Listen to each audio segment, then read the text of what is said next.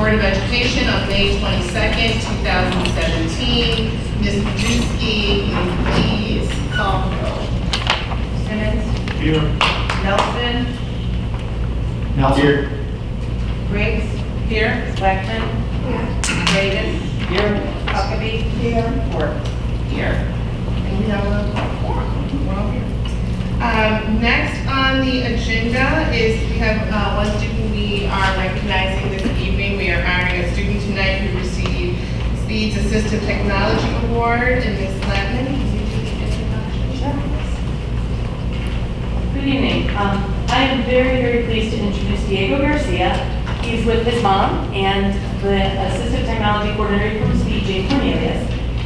It's congratulations to Diego for using Touch Chat on the iPad. Diego uses Touch Chat to participate in morning meetings and other classroom activities, to express himself when frustrated, and to communicate choices. He uses Touch Chat both at home and at school to show what he knows and answer questions. Diego has increased his participation at school and loves using the keyboard to type and listen to the words. Great job, Diego. Thank you.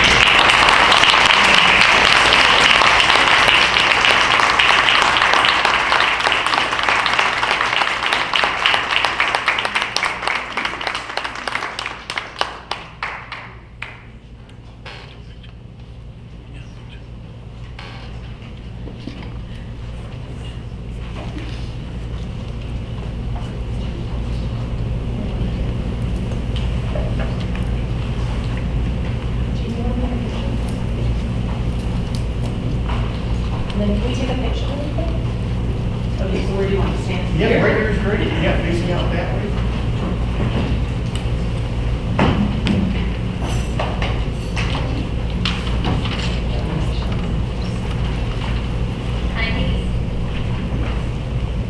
Diego, say cheese.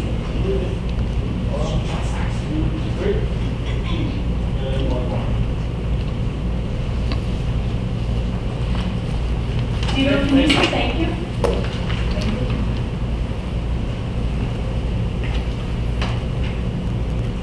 Thank you.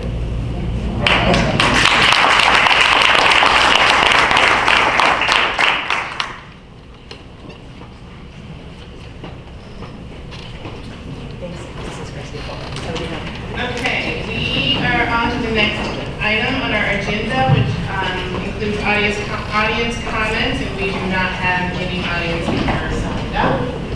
We will go to the next item, which is executive session. May I have a motion, please, to move to executive session to discuss matters relating to personnel and collective bargaining per 5 ILCS 5 LICS 122C1 and 5 ILCS 122C3. So moved. Second. And, Yes. Ms. Majewski, can you do the roll call? Ms. Blackman makes the motion, Mr. Brady's, did a second. Briggs. Yes. Davis. Yes. Huckabee. Here, yes. Nelson. Yes. Simmons. Yes. Blackman. Yes. Work. Yes, we have a quorum, we will be in executive session for about, 10 minutes or less. 10 minutes or less. Hopefully. Session, Ms. Majewski, could you please do a roll call? Davis. Here. Nelson. Cameron, you. We're looking for right here, Cameron. Briggs. Here. Blackman. Here. Simmons. Present. Huckabee. Here. Work. Here, and we have a quorum.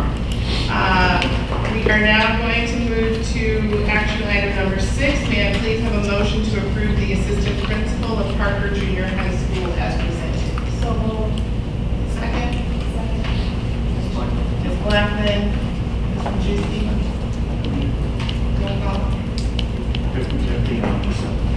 Oh, If that's yes, right. absolutely. Dr. Smith. Good evening. I'd like to welcome Ms. Jennifer Hartman tonight. She is our recommended candidate after a very rigorous process to find the next assistant principal at Parkland Junior High. We had a representative group of parents, staff members, administrators, and board members participate. And Ms. Hartman rose to the top of that process because of her knowledge of instruction, her strong background in curriculum and program development, her focus on the whole child, developing their academics, certainly their social and emotional perspective as well. And she was the immediate unanimous choice of the administrative team. We think she would be a wonderful addition, not only to Parker, but to the Baltimore School District as well. And we're very excited to have her. Thank you. Is she here today? Hold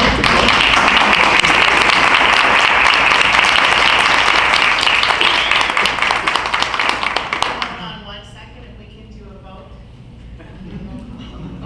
Please make it official. While you're standing. Nelson. Yeah. Blackman. Yes. Huckabee. Yes. Simmons. Yes. Briggs. Yes. Paredes. Yes. Ford. Yes. The motion has passed.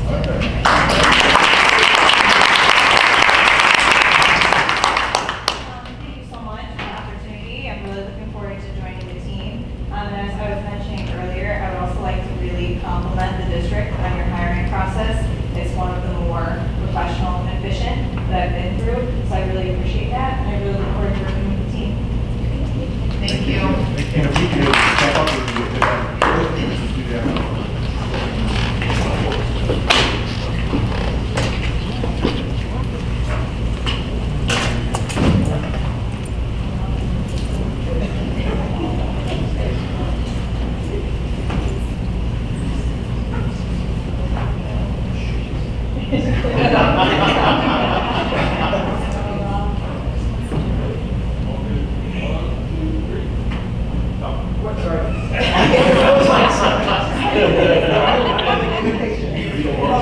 Yes.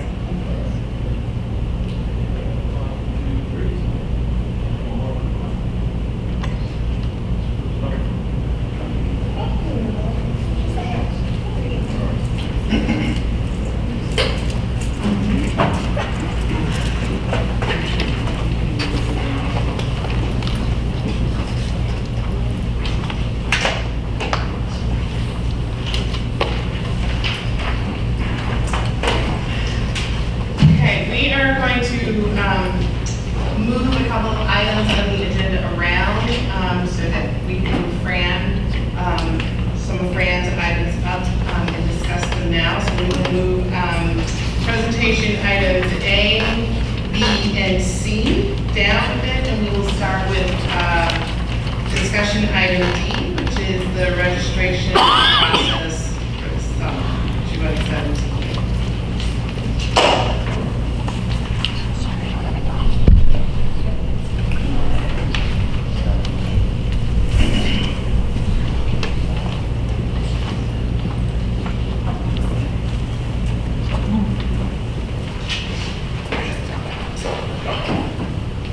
Okay, this was requested to be brought up, so I tried to answer as many of your questions as I received, so I guess I'm going to kind of count on you all to jump in here where you want to have discussions and where you don't. Our current process, every family comes in here every year and reapproves residency. I was asked what some of the local districts are doing. HF requires annual, but they also do at their place.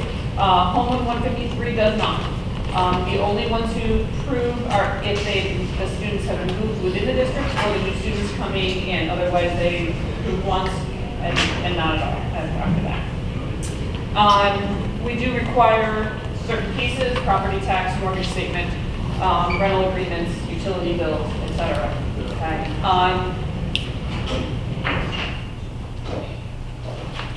I was asked a lot about how to skirt around this. To me, our biggest piece that is where we're susceptible are the live splits. We have about 162 families that are families, so probably a little over 200 students who are lives with in the district. So they don't own or rent the property, they're living with someone else. And these are the ones that we think are very easy to just say that they're living with somebody and not actually be residing in those places.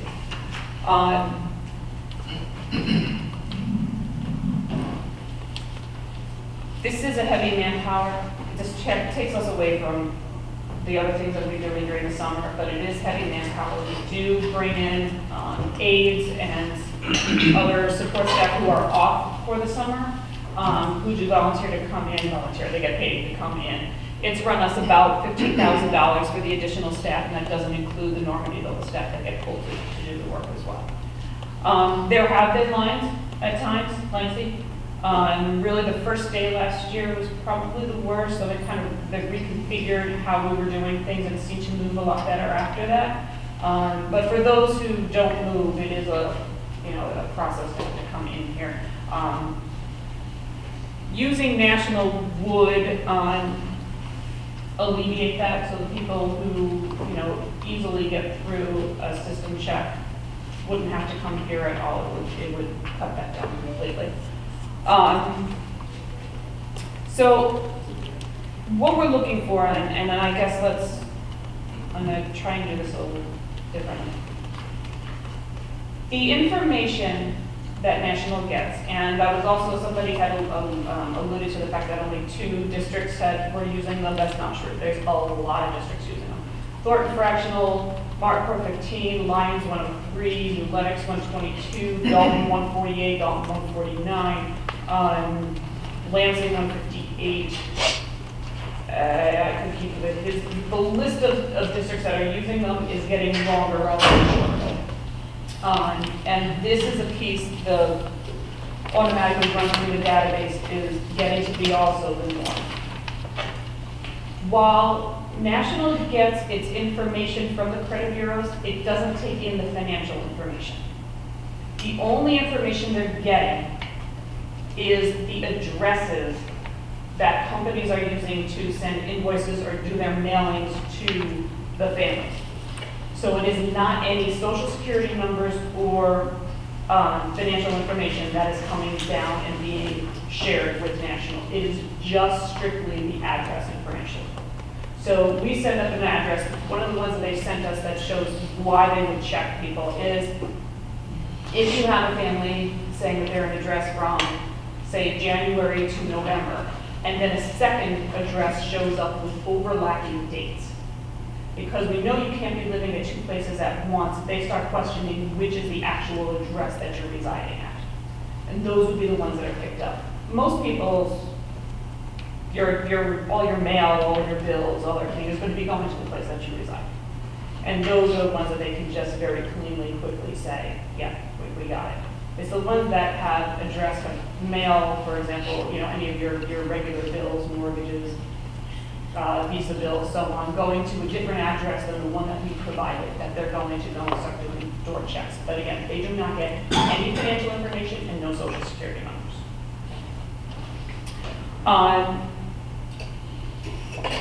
We have, and Kathy gave me that number. Do you happen to remember what it was? About 45 or 46. Okay, that we've investigated. It's run us about $6,000 this year just for those investigations, plus the $15,000 that we've spent for the staff to do the registration during the summer. So you're up to 21 already.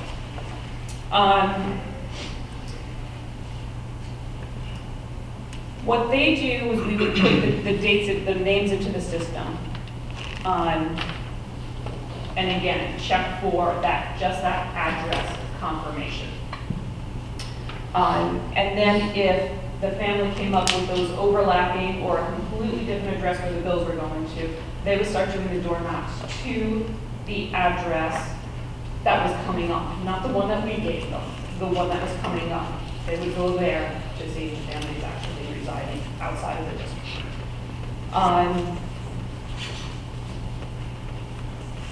Once they come up with that list of the families that aren't, before they start knocking on doors, they're going to check with us to make sure they're not any McKinney-Vento. Okay. That has a whole separate thing. If we don't think they're truly homeless, it's a whole separate long list of things that we have to look into if we're trying to say that they're not truly homeless. That's a whole different thing. They have used 3 attorney firms to complete that, to provide that checklist. They've worked with, there are actually 3 school attorneys that they work with, but that would be a whole separate thing, and that's not what we're talking about right now. We may want to do some of those investigations, but right now they would just get eliminated from the list, and we would look at them separately if we were looking at them. So let's see. They would look at the out-of-district address. If they were found to be residing outside of the district, people would get a letter that says, we found that you live here, not in district, and they would be given notification that they would have to disenroll and enroll in the school where they actually reside. They then would have the ability to have a hearing and so on. Most of them will come in, have a conversation with a member from the district and someone from national, and they would produce the evidence that we have that says this is why we don't believe you live here. According to national, they believe that the majority of families then choose to disenroll and enroll where they actually reside. They can contest it, and then they can have a hearing like you do on any residency hearing. Our new students, we would also have them doing a pre-registration, so we would still have a registration day here, but the first thing we would be doing is running their dates, their addresses through the system before we even let them in the door to do all of that residency. Otherwise, we would just continue the registration process. Really, they would be dealing with the buildings then mostly because there wouldn't be any residency check for here and be done through the system. So we take the pre-registration checks during June and July, and then we would register them shortly thereafter. Once we pay to put the names through the system, the only families that we pay then after that are the new families. Quarterly, National will just rerun the database and make sure that the addresses are repeating as they are. Now, what National is telling us is that in the first year, they're going to fly close to 10% of our population to look at. The second year, it goes down tremendously. I've spoken, and again, it is anecdotal information, but honestly, there really isn't a whole lot of information that we have. We don't keep and collect and maintain the kind of data of how many, we suspect are not resident, or how many we looked at, how many changed. We have some records, but not significant. Not to create some of, the reports and so on that you were asking for. I just simply don't have data to do it. We do suspect, though, that 200, basically 70% of our student population, is a lot of those students, and we suspect that that's all of them are.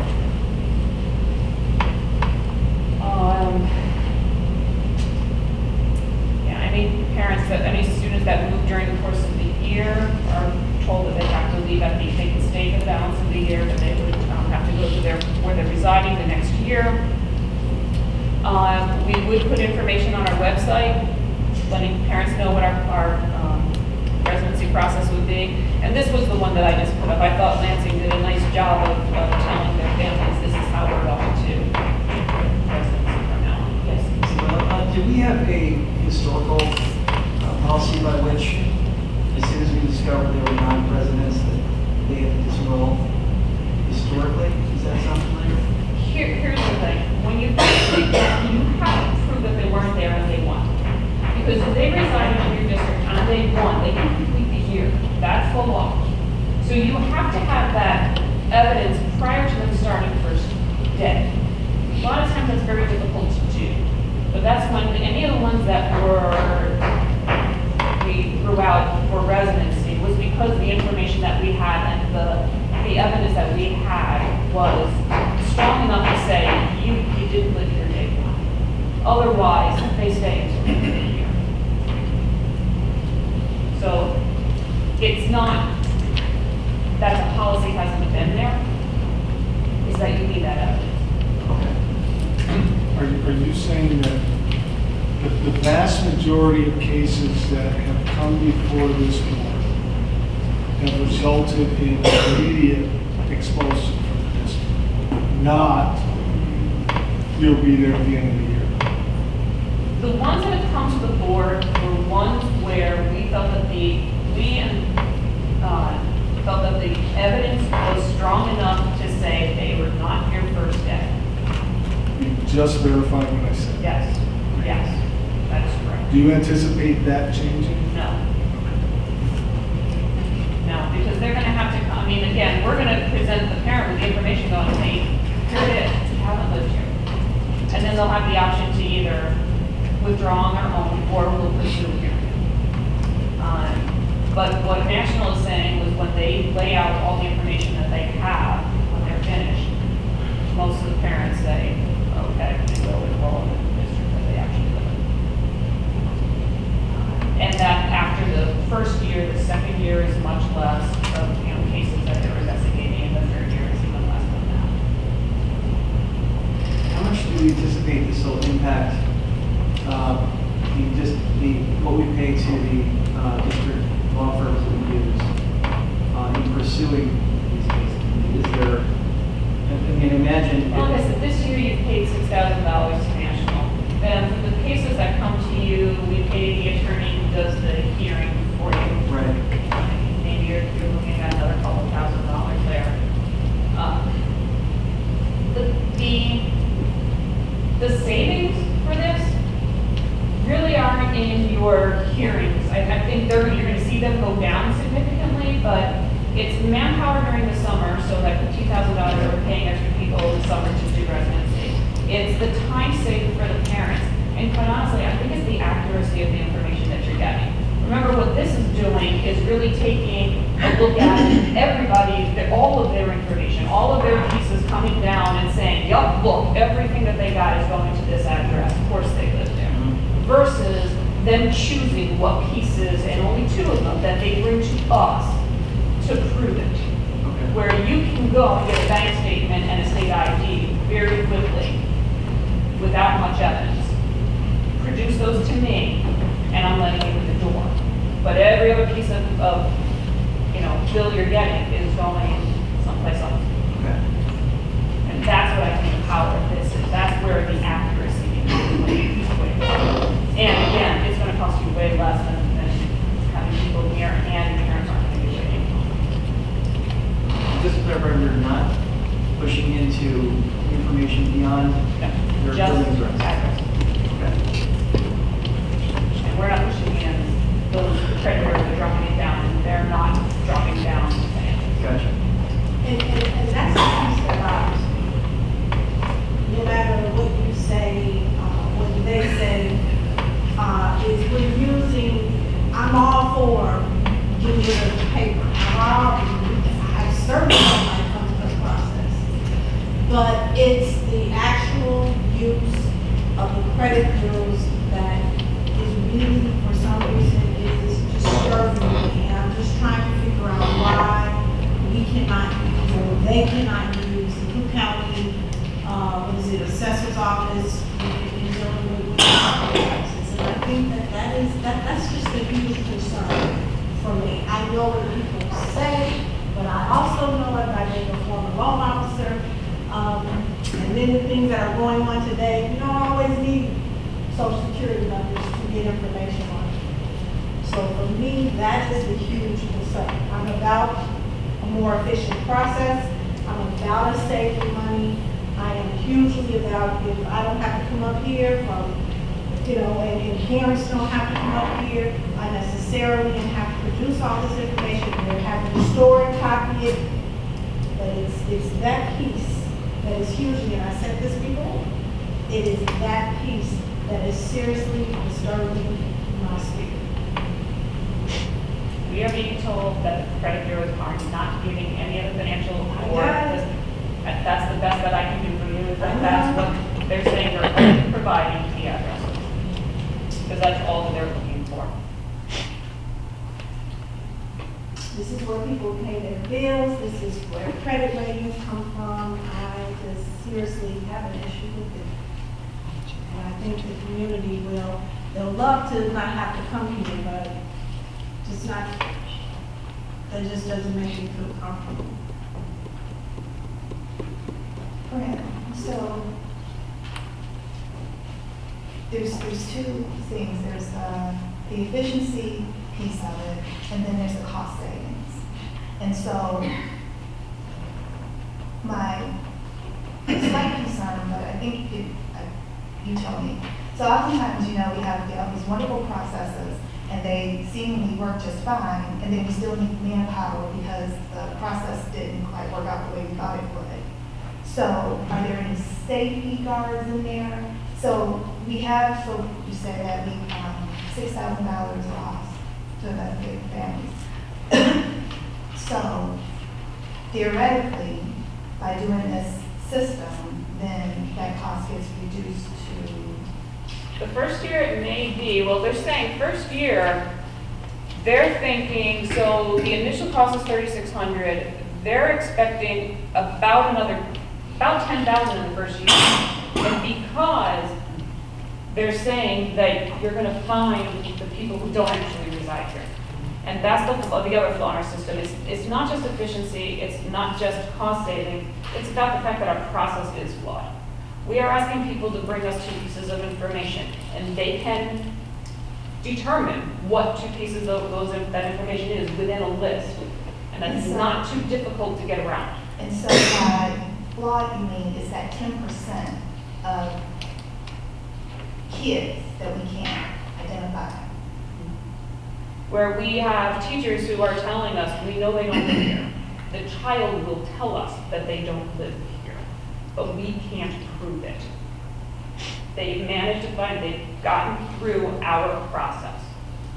But again, I'm just trying to make sure I understand. But it's that 10%, that's the percentage. That's about what they're saying. That's what National is saying. They're saying that they figure in our first year, they're going to probably flag about 180 families that they think are on the list. Now, when you say flag, that doesn't mean. That doesn't mean actually will be. They will probably, they figure that about 180 families are ones that are going to pop out with a question mark on where they actually reside.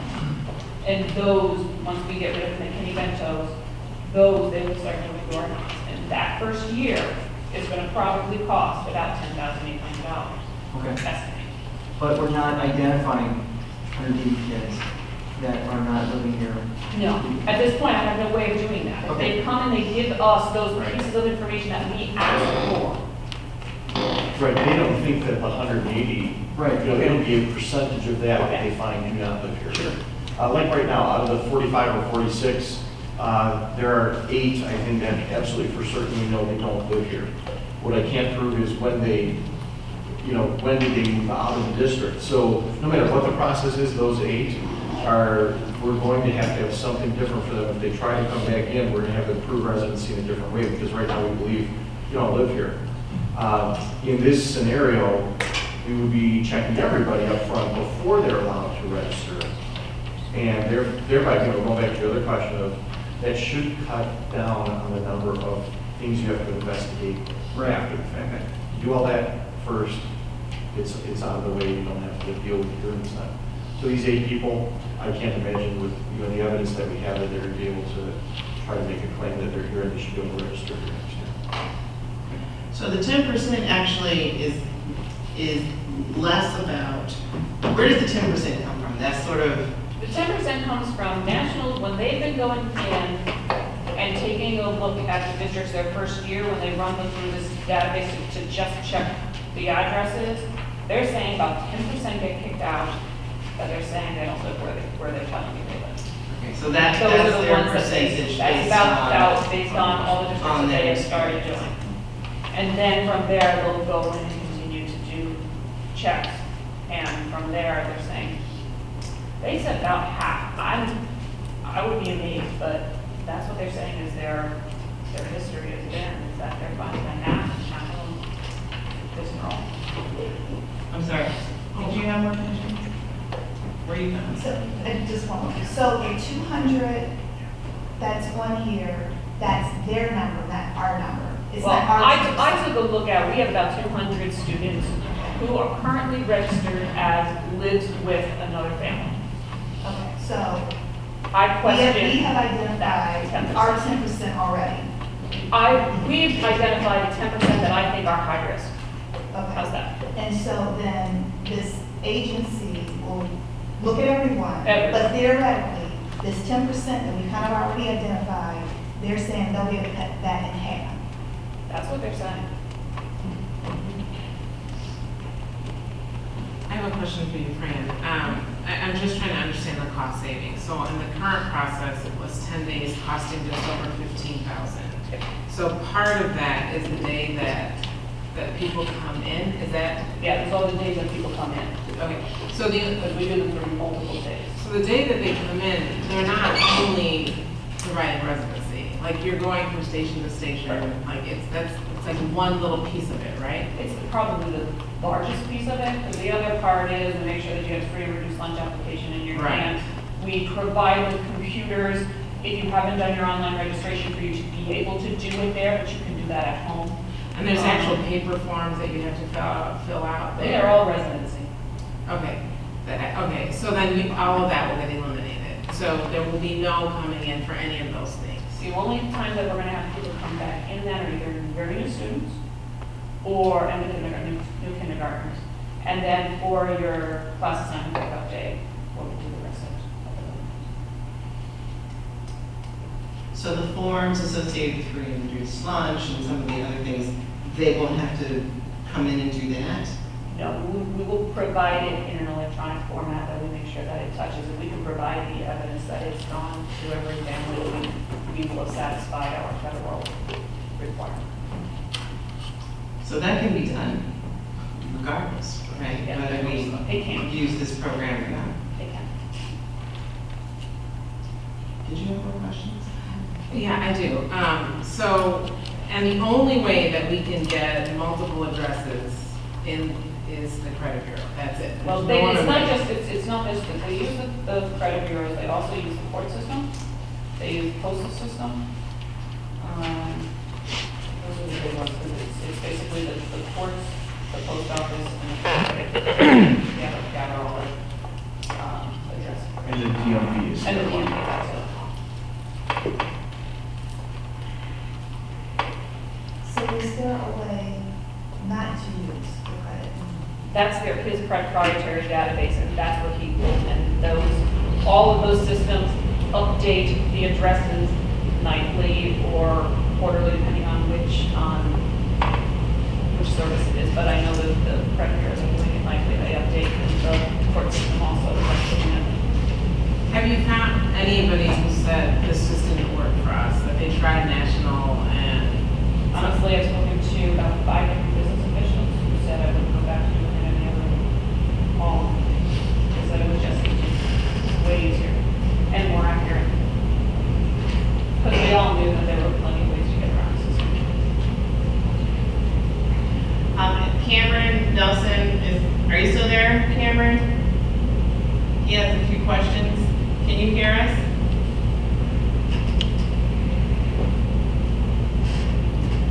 I can hear you guys. Oh, okay. Just, Go ahead. I use this headphones, doesn't have a mic, so I have to switch over and unmute to talk to you guys. I just had a couple of questions. Is any of the data or the results of these investigations, would any of it be shared with the high school? In terms of, we've identified that we made a final determination that a student is not in the district. You know, we hear similar complaints in the community about registration in high school. Are we allowed to share that information? Or do we plan to, if we talk to them about it? The problem with that, and actually there's currently a case in our property casualty co-op, is that the district that shared that information with their, I forget whether it was with their feeder district or with the high school district, it went one way or the other, but they did share that information. They're being sued for FERPA violation right now because it was a student record. Okay. You weren't certain whether or not they shared it with the feeder school? You know, whether the high school shared it with the feeder elementary or the elementary, I don't remember which way it went, but right now there is a case out there. Go ahead, Cameron. I can understand the student record problem, but at the same time, the investigative agency is using everything that's definitively public information. So there's nothing else to stop the high school from retaining the same investigative, a distinct investigative agency, and then just asking them to run the same check, and she would then pick it up, because they already had it in the record, right? Oh, absolutely, exactly. Okay. And then, I consider, just for those board members that are concerned, I guess, on the privacy front, I use investigations all the time, or as I use databases all the time. If anyone wants to see what it looks like, in terms of the amount of data that's there, I'd be happy to show someone, offline, so you can see the accurate information that comes through these databases is just addresses. You don't really ever get access to personal financial information when you're running these kinds of searches. But I'd have to show you a report. I can run one on myself. Where else would like to see it? I can show you what it looks like. You know what it looks like? Okay. I just want to know about when I'm using the Cook County Assessor's Office. I'm still not convinced about that. The assessor's office too doesn't always have the right addresses. A lot of people show up with property taxes and it's still in the prior owner's name, because unless you specifically request a change with Cook County and they're very backed up, it doesn't change. So people will bring me tax bills and go, but it's been in this name since I bought the house and it's been a year and a half. Sometimes they're just not updating them on a timely basis. Same thing with credit bureaus, they can have all the information too. Cameron, do you have any other questions? I do not. Anybody else? Questions regarding this? This is not an action item, so there's no vote that's needed. Just discussion. I guess then my question is, do you want it brought back as an action item to vote? Yes.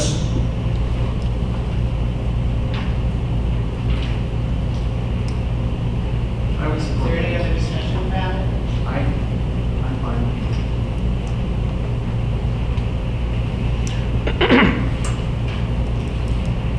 Other board members, if you have thoughts now, or if you want to think about it? And I have one more question. So,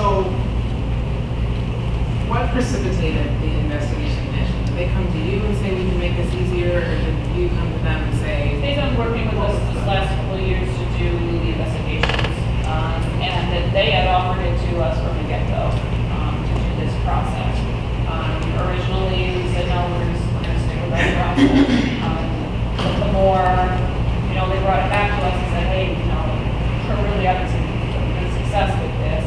And speaking to a lot of my other, my peers in other districts, they were coming back with the same thing. Oh, it's been really accurate and really time saving, cost saving, and way more accurate.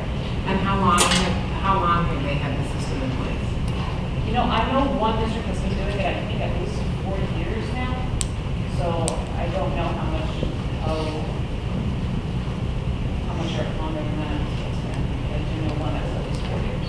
And so it does happen from time to time that they get it wrong and that the person can demonstrate. Yeah, then they would come to a hearing with you and produce their evidence, and you would ultimately have the final determination of whether you felt that they actually decided to or not. But we will, okay, and so if it turns out that way, it's an error, we still will have paid for the man hours that it took for them to investigate it, correct? But they could find in their, they get somebody on the list originally, when they do their door knocks, they could find in the list in-house, in our district, and it wouldn't need to come to you then. Sure. So, as they go through that 180 or however many it's going to be, they're going to hopefully find a whole bunch that live here and update their record, and those folks, we never have to, they just tell us. Yeah, we've had several investigations before where, they've come back and said, no, they're living here, it's all fine, and it cost them $40 to get that.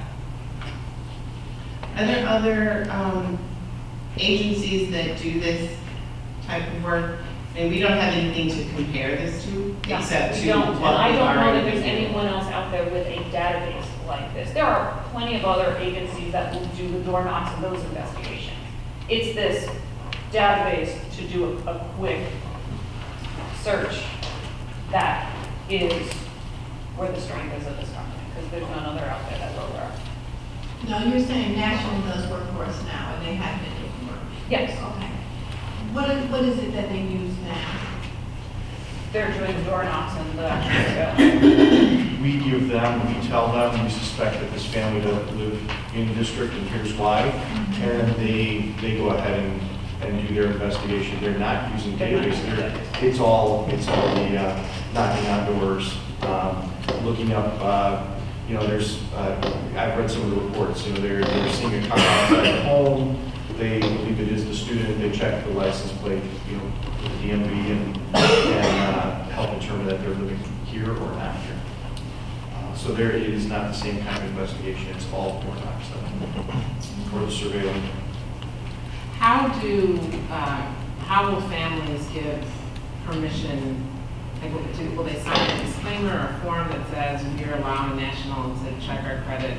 We're not checking your credit. I mean, I'm sorry, Yeah. it's just, Yeah, I hear that's credit right, yeah. bureau, and that's what goes No, through my head, to check for the School code addresses. gives us the ability to check for residency, and that's Through the what credit this bureau, is. anyway. We're not using the credit bureau, I'm we're sorry. using National's National's database that gets its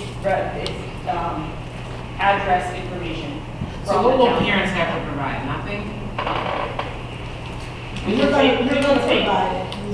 You're gonna provide. We are going to it. provide the name of the student, the name of the parent, and the address. Okay. And that's what they will run and see if the same address is the building. Okay, so I just have one more question. So hypothetically, so if I were to go through this system, I know I would get laughed and kicked out because my husband and I don't have the same last name, and my daughter doesn't have the same last name as me or my husband. So the timing, so then what would the process necessarily be for me if I was coming through? I would imagine though that your bills are going to your house. Yes, let's say that they all live in East Panama bills, hypothetically, I wish you would, but. If he was paying everything, and let's say my name was on nothing, not the house, I don't pay for anything there. But we have a marriage license that say we belong to each other. Okay. So then you come and we say we want to register our daughter. At your home, if he's living elsewhere. No, she lives with us, I'm just saying, we But all your have different husband- last names. but So your this is husband- his stepdaughter. But he's living with you in the Yeah, home. we all live in the same house. Then his name is gonna be coming through with the bills going to your house in his name. But then Because what we if he's provide not? both, we provide both of the parent guardian's names and the addresses. Okay, so it wouldn't matter that he, because I'm It just. wouldn't matter that there are multiple names because Or it'll be he's coming up stepfather with and the not same, necessarily it the doesn't primary, matter. okay. So we don't have that to worry We don't about. have that to worry about. Okay. However, I would be flagged because for a couple of years, we've struggled to get our tax bill from the property that we own in Matson to come to our home instead of theirs. So we just have- one item or everything else too? No, we've had a couple of things, a little bit of a hiccup struggle. We did that with another property we own in our Oak Park too. Sometimes that transition takes time. And I guess that's Yeah. part of just. But then he's gonna go fulfilling and knock us. on that other house. Right. Where's he gonna find you? Right, yeah, I'm saying to here, but I can see Maybe how. not. Right, and it won't be for free. And I guess No, over probably time, not. you'll get to look at the data and see how much we spend unnecessarily. The cost we may incur to do some of these checks pale in comparison from the costs our taxpayers incur by educating kids who don't reside in the district.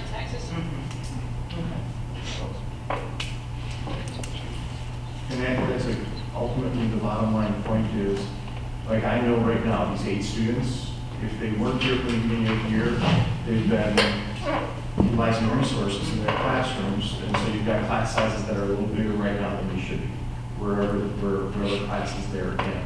So yes, it's those resources. Can I tell you that this is going to save you an FTE or 2? No, nobody can tell you that. It depends where the kids. If you've got 30 kids coming out of a particular grade level, you might save an FTE at some point. It's down the road, but what you would be saving is class size. You know, you're right now your class sizes are bigger than they should be.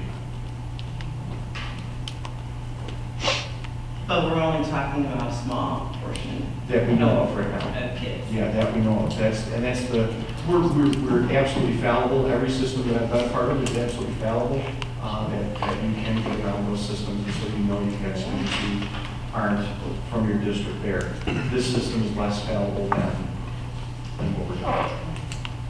I don't think that anyone is in disagreement that, or not supportive of a more efficient system, one that provides us with a greater percentage of accuracy in doing this. I mean, I think our questions have been, from what I hear, is this the right system, and do we know enough information to be able to make an informed decision? I mean, we obviously, it's not an action item. If we had a split vote, we voted on this before the board changed.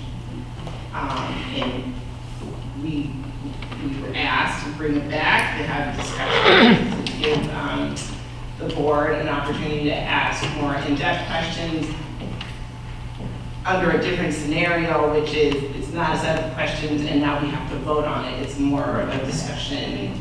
I mean, right now, I'm prepping to do go back to life. But, you know, it's really our call, and we'll do whatever we want to do. I mean, because you do have a policy that says you're going to check the rest of the. I do have a quick question. Would it be possible to go and just, I'm by the way for the model that it presented, I think I'm perfectly fine.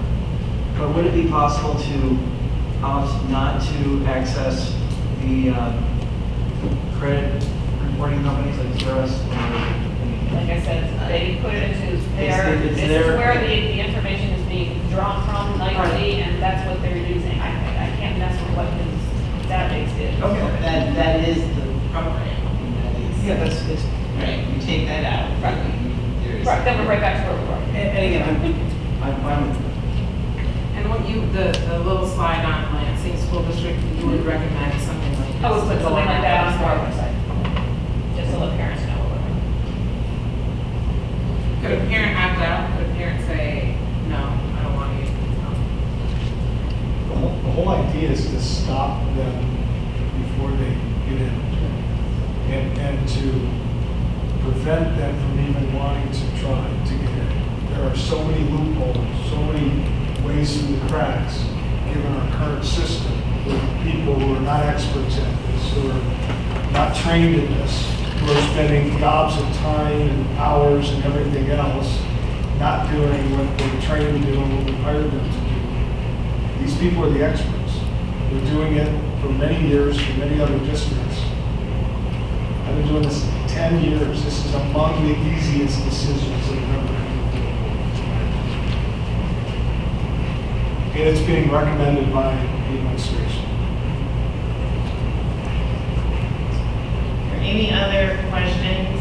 I certainly sense unreadiness still. You don't need to make a decision today. Poll between now and the next board meeting. If we brought it forward, we could always decide to table it if we wanted to. We could kill it, we could go inside it. Right, but I think there is a discussion. I completely agree. I mean, but we can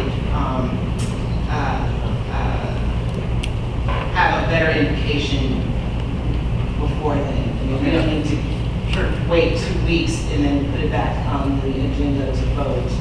It doesn't make sense to do that. Okay, I am just going to say flat, I support this as presented.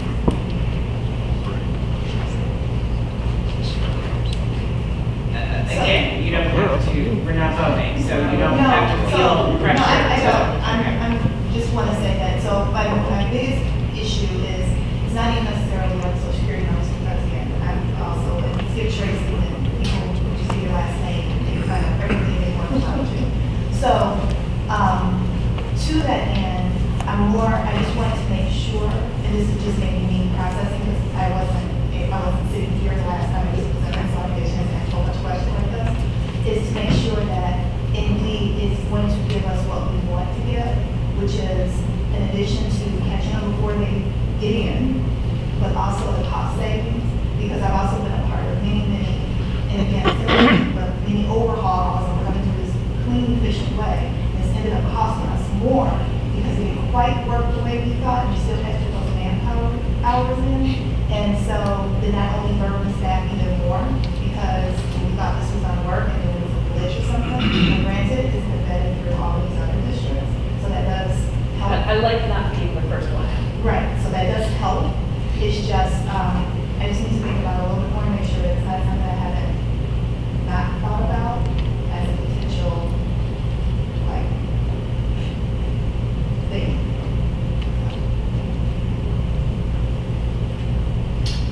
Okay, so we will discuss prior to the next board meeting about this particular item. And just as any item that we put on the draft agenda, if anyone has questions, feel free to get a hold of me. If I can't answer them, I'll get to the person who can.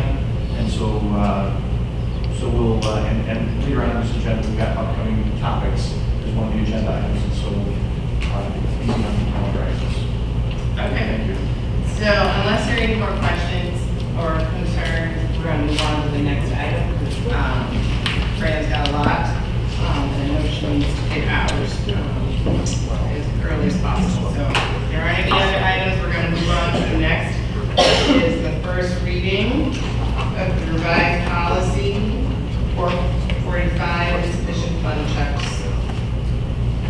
Mark, I think we could jump in here. We kind of really went through the policy and realized that there wasn't too much that we had actually changed in the policy. It's more in your procedure. So we're still working on drafting you a good procedure to look at, but so far as the actual board policy is concerned, it was 405 that we really just need to add this delinquent debt recovery piece to it. Mike, do you Yep, want if you remember, this conversation that we had 2 weeks ago was around a requirement, federal requirement, that we notify parents about collection of debt regarding meals. As we dug in, press gave a suggested letter that goes with a different policy number, but it's not policy. You don't have to approve that letter. But in looking further, we found that, as press often does, they refer to other policies in the book.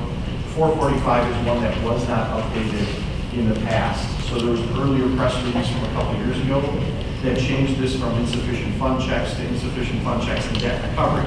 So press is saying if you have this policy in place and it's in their recommended form, then you're okay in producing this notification to parents, and you would we meet the requirements of that, the federal requirements regarding collection of unpaid funds for meals.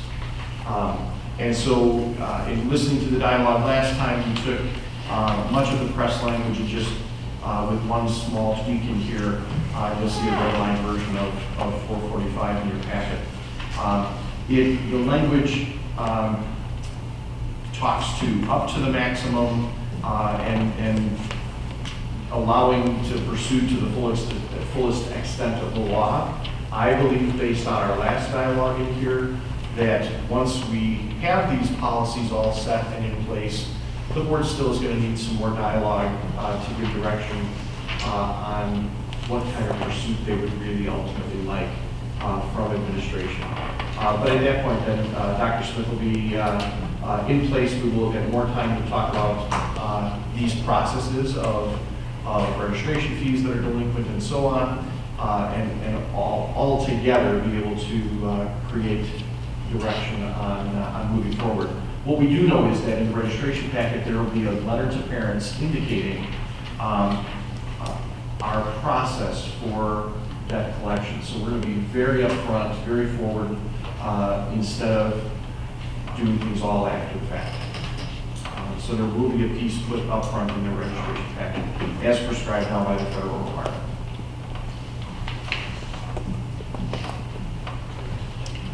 Registration is now open. Okay. Online registration. Any questions about this policy? We will go on to the next items, I think they're titled, right? Tentative budget and transfer of funds. And tie them together for presentation purposes, but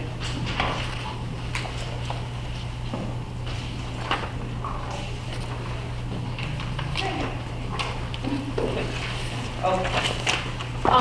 Let's start with talking about the ending of this year. Right now, where I'm estimating is, right now, we currently have received $30.5 million worth of revenues. Not received but budgeted is about $2.7 million. I anticipate that we're going to get that $892,000, which is remaining general state aid, because the state has been paying those, and my understanding is they will continue to pay that. We have got about $200,000 worth of interest sitting out there that the Bloom Township Treasurer will allocate at the end of the fiscal year. So there's about another $1 million of it. I do not anticipate receiving $1.1 million from the state of Illinois. Those are the mandated categoricals. They've made 2 payments this year, not both for this fiscal year though. One was from last year and one was for this year. So we're estimating that we're going to end up somewhere in revenue about $31.5 million. On the expenditure side, we've already expended $25.3 million. We have encumbered another $3.5 million, mostly in remaining salaries. We have another interest payment to be made on our bonds. Give or take, big bills that we know will still be out there. We still have more transportation, food service, our special education private facilities and speed, tuition, coming in at about just under $30 million. And this is a very rough number because there are a lot of bills still outstanding. I just grabbed the largest of them. So even though we're short from $1 million from the state, we may be able to end the year in black. I'm going nay. I'm not sure. We're watching it closely. We're watching the expenditures closely right now. We know that the revenues are pretty well done, other than the rest of the general state aid. Big things that didn't happen this year that were budgeted for. Snow. Huge. Like, probably more than $500,000 worth of not having pet. We didn't have any major systems, knock on wood, break over this summer that we always budget for. That didn't happen. So there are a couple of really large things that we always, plan for, and we're happy when they don't happen. So that's helping us out here. We still are now ready to transfer. Remember, and for those of you who are new, you're going to need to bear with me a little bit, but when we put on our levy, you have one overall rate, and then you have rates by fund that you are statutorily required to stay within. Some of those different funds don't have a statutory maximum. Transportation is one of them. We were at a statutory maximum for the education fund and the operations and maintenance fund. So while we were still within our overall number, we levied in the transportation fund, and then we transfer the money into education and O&M. We haven't done that yet this year. We have budgeted to move $2.5 million to the ed fund, another $1 million to the O&M fund. We will do that at the next board meeting. There will be a public hearing. There will be a notice put in the newspaper that says we're doing this. This has become very common practice, unfortunately, because when the property taxes, or when our property values went down, our rates went up. It took us through those statutory maximums. Still within the overall PTEL cap. It's just where within your funds you can put that money. So now we're moving it to where it needs to be. So that's what we'll be bringing you that resolution next time around, and you will have a public hearing at that meeting. A notice that we put in the paper, and we'll transfer that. It's a little tough to see, but remember I told you that we received 2 payments from the state this year. One of them was actually a late payment from last fiscal year. One of them was a payment for this fiscal year. So there's 4 quarterly mandated caps. This here, that $2 million, is the amount that the state should have paid us for just this fiscal year, okay? That would have been all 4 for this fiscal year. They've actually paid $500,000 on it. That was the first quarterly payment, even though it was the second one we received for this year. Currently, vouchered and held is $1 million. Still unvouchered is almost another $500,000. So by the end of the year, this 486 and this $1 million will make up the amount of money that the state will owe us.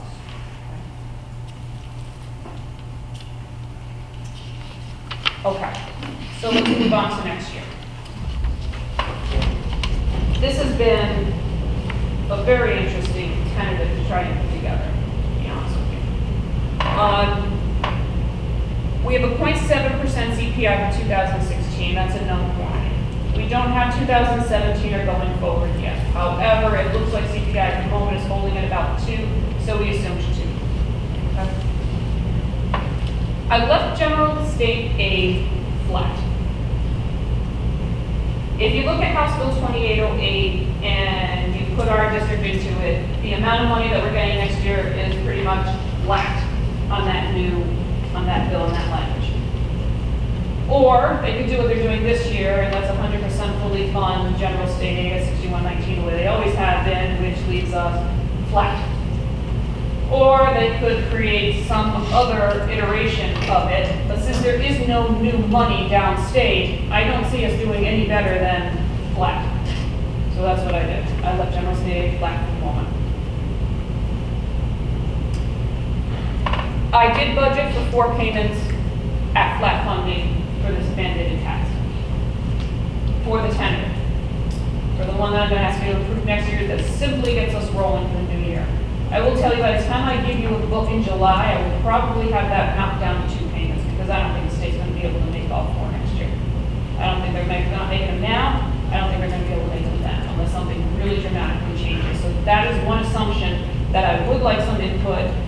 Feel free, bend my ear, call me, complain about the state. But unless you think that the state's going to be able to make more than 2 payments, I'm going to probably change this down to 2. We're going to reduce Title I and Title II funds down a little bit to 450,000, a little over 500,000, about 530 right now. And Title II down to 35,000 based on what we're hearing coming from the feds that these are being slashed. Okay. On the expenditure side, what I did was I worked with the Forecast 5 analytics model. And it starts with this year's budget. And then we kind of add and delete in a macro approach. Okay? So right now, there's an increase of 6.0 FTE on certified staff built into this. 2 of them were in your special ed that you approved the other day, and we've got them all calculated out based on what we think our staffing is doing next year. Not all of those 6.0 FTE have been brought to the board yet. They have not all been determined by the administration that they're required at this point. But I will them in just to make sure that we have that money, and we're anticipating that that very likely happen. I have increased the medical insurance due to the increased premiums. We've accounted for all retirements and replacements. So, for example, with the retirements, we have people getting, have heavier salaries, and then we replace them with a lower FTE. So we've made those adjustments each year that we have people retiring and being replaced. I have not built in any pension cost shift into this model here. I was more concerned about what 2018 was going to look like, and not so much the following 4 years, even though you're going to see that right now. Okay. From what I'm hearing, what I'm seeing, I have a hard time believing they're going to be able to implement a pension cost shift for the 2018 year. Maybe 19, but they haven't moved on anything. I'm not hearing anything that's saying plan for it now. So I think we may have another year. I still think it's coming eventually, but not yet. We have also built in $500,000 for new curriculum every year for the next 5 years. And $2 million for this summer's construction projects. We have not put in the 2018 summer projects yet. And still working on those projections, and those are also some conversations that we're going to need to have about whether we're bonding or whether we're using funds, etc. When I put all those assumptions into 5CAS, it comes up with this, and this is tough to read. But it comes up right now with a deficit of $736,000, of which, keeping in mind, you have $2 million worth of construction that you're doing this summer with cash. So without that $2 million worth of cash expenditures on construction, you would be balanced if the state makes all 4 payments, if we get 2% CPI, all those other ifs. Remember, all these assumptions have to come true for this to work. The following year, you end up back in a surplus position, about $250,000, but remember, again, didn't put in that construction, that final year of construction with this project yet. Okay. Going out, it's really, I mean, yeah, you're seeing some red ink here, but not significant red ink. Nothing that can't be worked on, okay? However, again, our assumptions are the state gets its act together. I don't know how accurate that is. Your balances down here are still very healthy. You're still looking at 9 to 10 months worth of fund balances. There are a lot of people downstate who will tell you that these are excessive, which is why we need to talk about how we're going to do construction projects in 2018. Okay. What this graph shows you is your top line is for every fiscal year where you would end up, your fund balances end up. And at the very end, you end up with $26 million worth of fund balances. This number here is your low point throughout the year given cash flow. Okay? So when you receive taxes, when you spend taxes, you know, your money, etc. So your low point, you're looking at about 19 million. Your high point, you're looking at 26 million. Keeping in mind, you have a board policy that says that the board's goal, it's not a hard fast you have to have, but the board's goal is to have fund balances in excess of 10 million here. So you're still very healthy, even in a very tough environment. Okay? So what are our next steps? June 12th, I'm going to ask you to adopt a tentative budget. I will also tell you that most school districts don't adopt a tentative budget in June. They don't do it until the middle of the summer or August, or even usually August. My training tells me that when a fiscal year starts, you should have a tentative budget that your board has said you can start spending money. So this is an accountant issue for me. I'd like to have that you guys have blessed something that says, yes, continue to spend money. Okay, so we will do that in June. Next month, we will also have a public hearing on the transfer of those funds for this fiscal year. Then in June and July, I start my more micro approach to this budget. I will be into that line by line, person by person, FTE by FTE, making sure that those numbers make sense to me based on what I'm seeing actually happening in our general ledger and what all these kind people have been telling me about what's going on in the district. By July the 20th, you will have that budget book. Do you know why by July 20th? Because I'm getting on a plane on July 20th. I'm going on vacation. So you will have those books in your hand on July 20th for you to have a whole month to absorb. Okay? Call, ask questions, whatever. We will put the state budget on display in August. I will present it to you once again at the August CAP. And we will have a public hearing and adopt your formal budget at the September board meeting. Do you anticipate that people will receive any more payments? From the state board, from the state for mandated tax this year? Absolutely not. Nope. We've pretty much been told that not happening. Okay, so you said that, I'm sure this is, the deficits that are shown are including in your, they're including they're including the 2 payments and the 4 payments. This Correct. Okay. And Correct. No, I'm sorry, they're including 4 payments. So this red ink is going to get larger if I take away 2 payments. It's going to grow by about $1 million. And Probably it more. includes the construction or does not? Does not include the construction for 2019 fiscal budget, does include it in the 2018. So that negative 736 does include the construction. That just not for the summer of 2018, which is in the 2019 budget. It doesn't include that project, which is about more than another $2 million.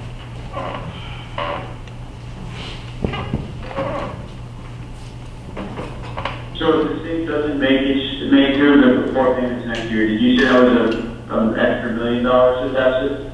It'll probably be about $1 million.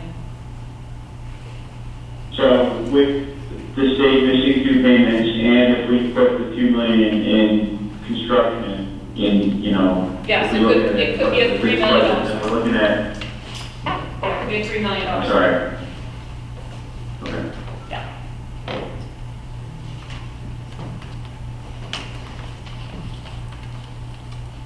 Any more questions? Comments? So we will get the budget on July 20. July 20th.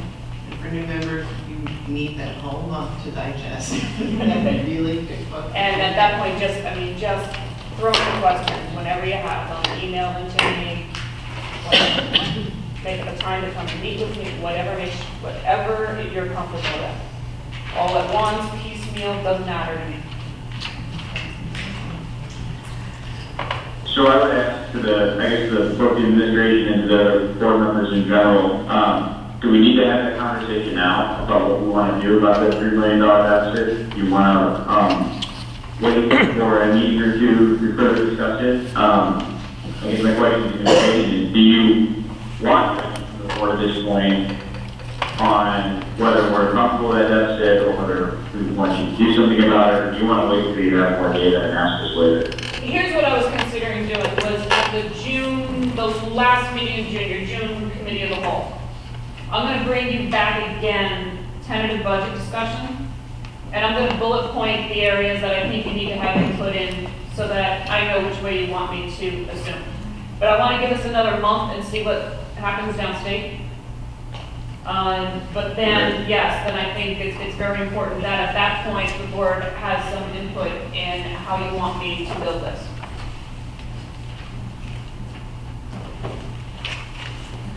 Okay? Then, food service. Food service. Outside of Virginia. We were up for bid on food service. The reason being that we were required to, long story short, we used to actually have an agreement with the Archdiocese of Chicago because they actually owned the food service company that we were doing business with. They decided not to be in the food service business any longer, so we had to go out for bid. The ironic part is that the company that bid on it is still the same company, they just kind of severed the reporting relationship to the Archdiocese. The good news is we had 2 companies that bid on the food service. The company that won is the one that we've been using, so we shouldn't see too many bumps in the road, same thing, and the price came in less than what we're currently paying. So this has become a very regulated process for service bids. The State Board of Ed has been involved from the writing of the bid to every question under the sun, and then they even had to approve the blessing of which company is receiving of the bid. They have blessed every step of it along the way. Thank you, Pam, for all the hard work she put into this. And we'll be ready to bring that to you for approval next time around. But the good news is it's less than what we're currently paying. Yep. Is given that the regulations on school lunches changed or changing, transition, are we going to see a less healthy but more cost-effective bid, or are we going to maintain the same? What I've learned of food service is not unlike anything else that I've seen from the government. It takes a long time for those regulations to be written, reviewed, argued, fussed over, revised, redone before you actually can do anything. So I wouldn't expect seeing anything anytime soon. I think we're going to be right where we are right now. Okay. Just maybe a better bid. Yes, Okay. definitely a benefit. Gotcha. Any other questions? Okay. Thank you. So now we're going to go back up to presentation item A with the math curriculum. Ms. Crawford.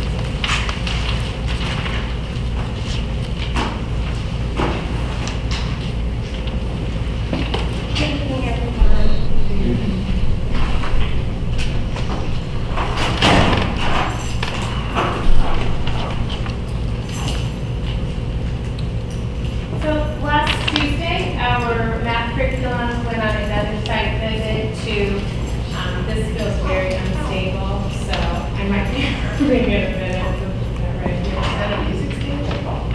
Something.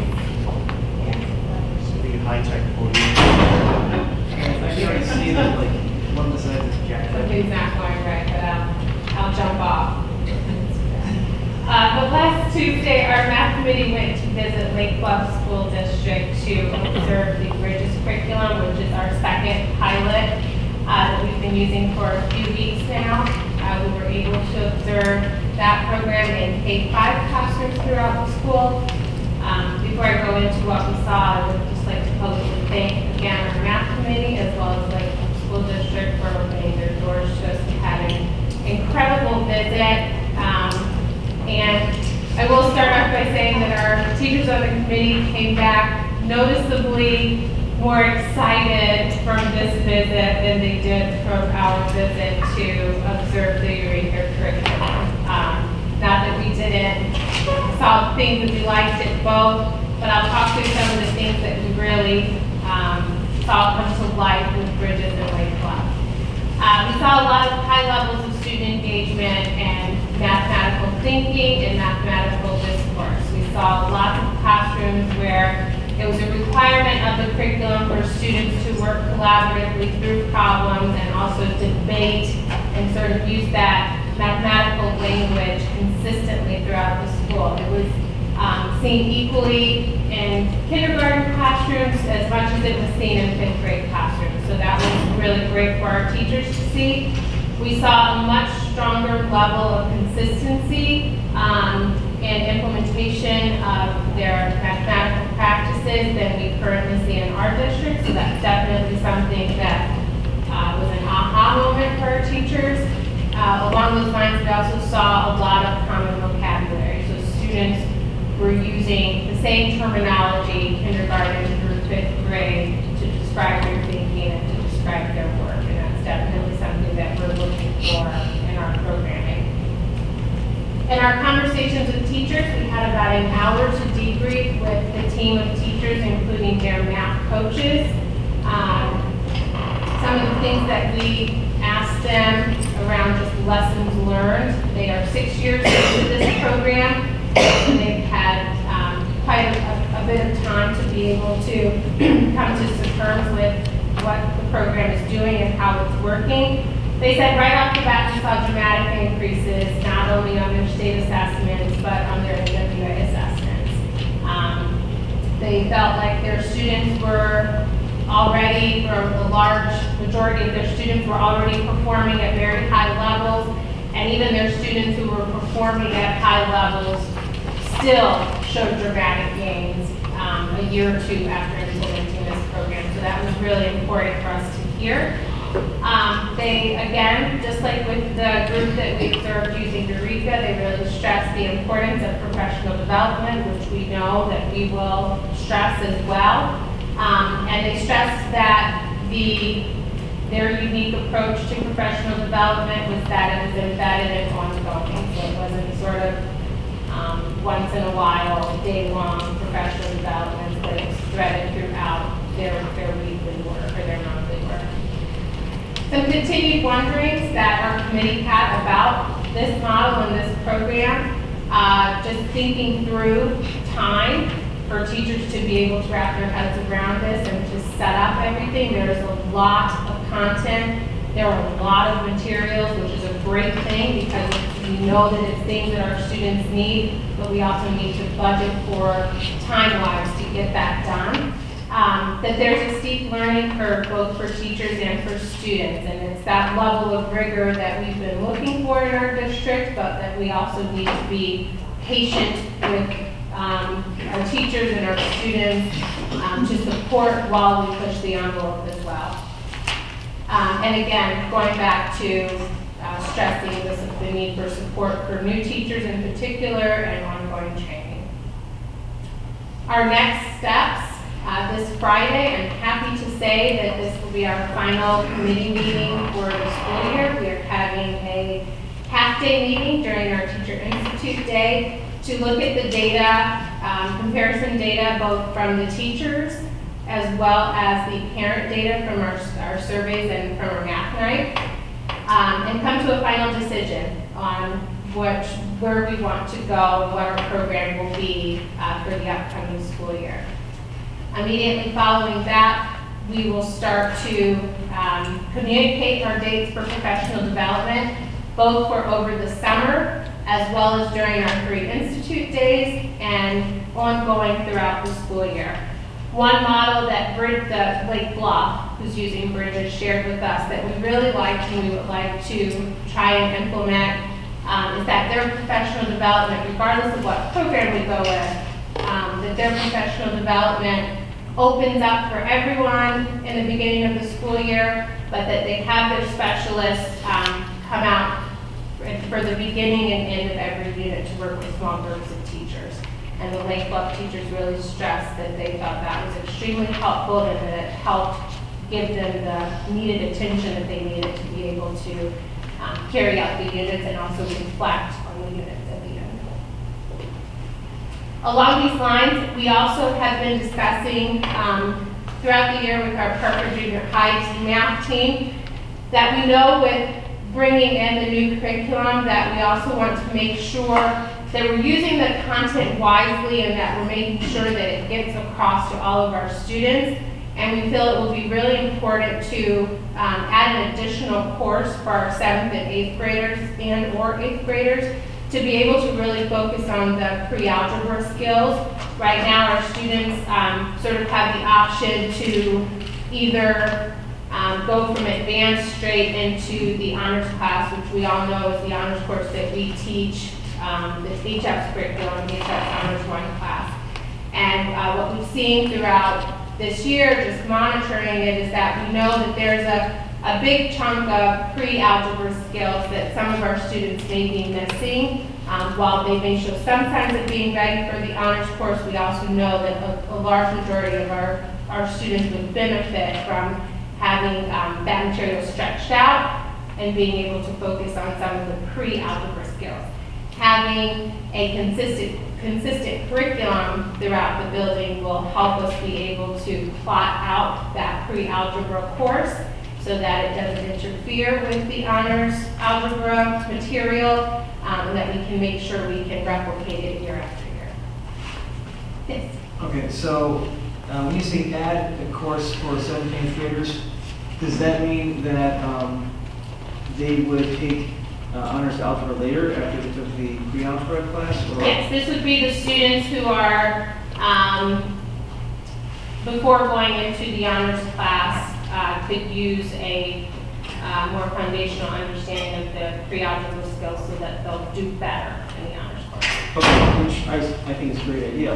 I would imagine that some parents would think, well, wait a minute, I want my future engineer to go into calculus by sophomore year. So is this something that then they can take over the summer as a prep course for the honors algebra, or is it something that they can take concurrently, or is it strictly this year you will take this course if you so choose to do that?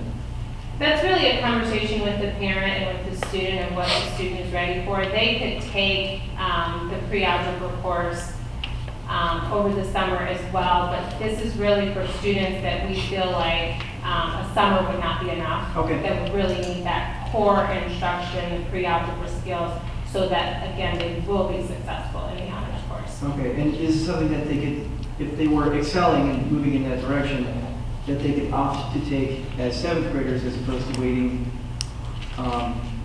till, a later date?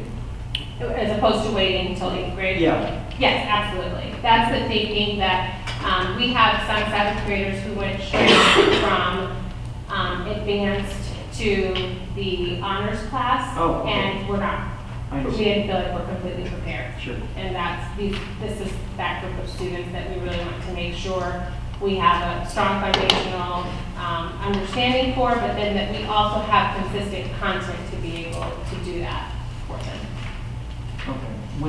One more quick question on that. Would there be a component, I guess I'm trying to figure out how this would tie into 6th grade, and I'm trying to think in terms of questions that parents might have about this. Mm-hmm. About how you know, they could compact or they could ramp up what they're doing in sixth grade to prepare for this class in seventh? Do we have something in mind or vaguely sketched? Yeah, so if I'm hearing you correctly, maybe if there were some offerings for after school or some enrichment programs to help sixth grade students who are close but are ready to try it out, Right. we could definitely Okay. do that as well. So again, we are really excited at the next meeting for our team to be able to share our decision on which program we will be going with. Again, I'm not going to say that we have a decision, but the team came back very excited. So I'll leave us with that. Yes. So I have a question. I want to make sure I understand the decision that you all are working on. The Eureka is K-8, correct? And Bridges is K-5. And the program that was here the other night for 6, 7, 8 was something different, right? CPM is the sister program for Bridges, which is the middle school connection for Bridges. And that's what our partner teachers are currently looking at. And that's also what Lake Club uses. Okay. And so the CPM would be mixed with this pre-algebra course and the honors algebra, the algebra history, what our students currently are doing. So the 6, 7, and 8 for CPM would be the non-advanced track, if you will. Or does 6, 7, and 8 CPM include pre-algebra, algebra? It includes that. And honors algebra. So we would no longer use the HF courses. Except for that. For next year, we will be using, because we have an agreement with HF that the honors course is their honors course that we teach. So that will be their curriculum. Everything else will be our curriculum that we adopt, including the pre-algebra material. I actually have 2 other questions if no one else has any immediately. I guess, generally speaking, were there any pitfalls that, or challenges that the school we visited saw that we should be aware of, that we might want to think about addressing, aside from the steep learning curve, which I have talked about as well? Yes. The major pitfall that the Lake Bluff team shared with us was really just getting in front of managing all of the content, making sure that teachers have the time to map out their sequence, map out what's non-negotiable to cover, what's extra, what's homework, what's down the line, what's great if you can get to it. And again, just making sure that teachers have the time to do that. Okay, and then, as you mentioned, the steep learning curve, did they indicate a timeline by which they stopped building the plane while flying it? They felt very comfortable with it, and that they were able to reflectively make small tweaks to improve along the way. Was it years? Yeah, they started with just using a portion of the program, which is called Number Corners, which we saw in action in their K-5 classrooms, which is basically a consistent daily math routine where students sit down, and then in kindergarten it looks like circle time, where they're doing calendar and they're doing their drills, and then 5th grade it gets progressively more complex. They started off with 2 grade levels doing only that for a year, and then they gradually added on a grade level a year and a grade level a year also with the math courses as well as the content. For urgency, I would not suggest that that's the way that we go. I think that we know that we need to address some significant gaps, and I think having heard from the Lake Bluff team, it's not impossible or completely necessary to piecemeal it that way. I have a couple of questions. The first one is around professional development for teachers. So I know it will be available. I think I heard you just also say it will be available in the summer, which if that works, then that's fantastic. But in the school year, when school starts, how much professional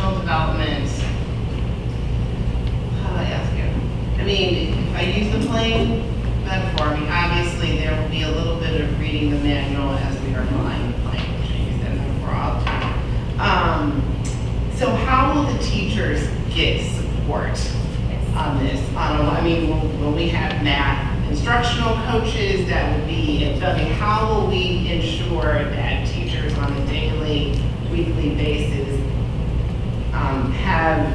know that there are some in-house experts? Somebody's got to be an expert on this curriculum in order to be able to provide the support that our teachers are going to need throughout the year. So where is that going to come from? Absolutely. So what we will do after, to address the first part in terms of time, after our committee makes the decision, we've been working with both of the vendors to sort of lay out their PD options.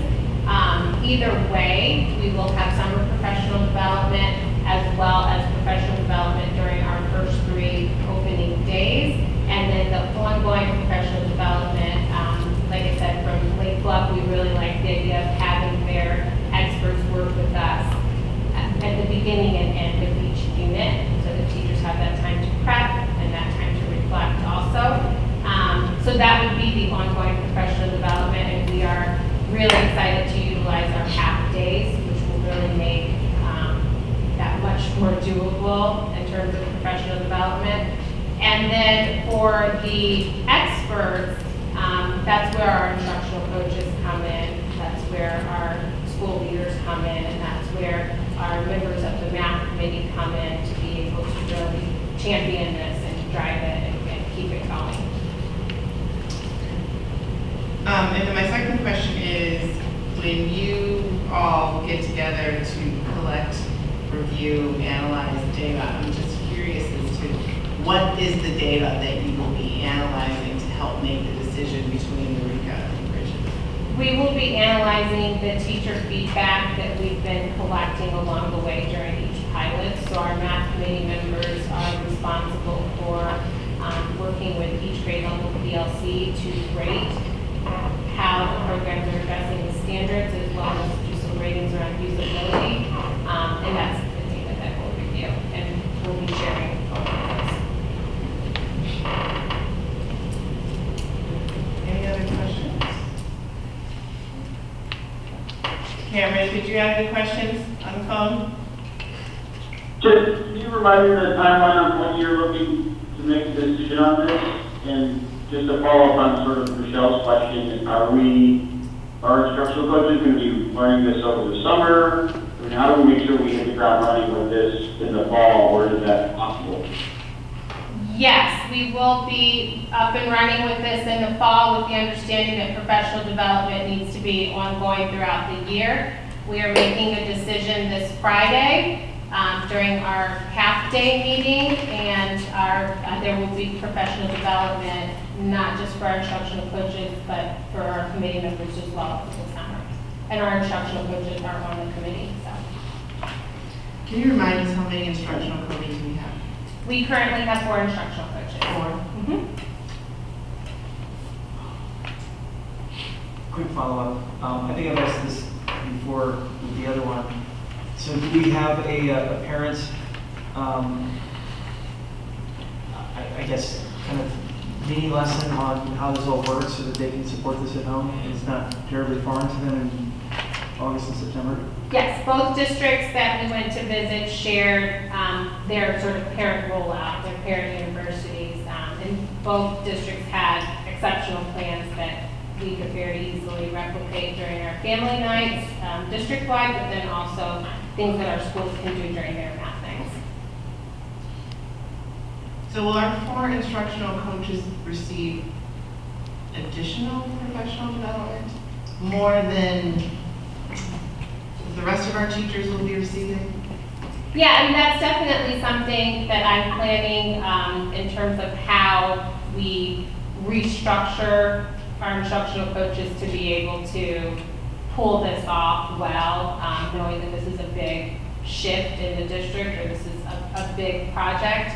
I also don't want to throw all of our instructional coaching resources into this and not have any support for other subject areas. So that might be a divide and conquer that we have to do. Is 4 going to be enough? I would imagine it seems like you can get a little thin in the first couple of weeks of the semester.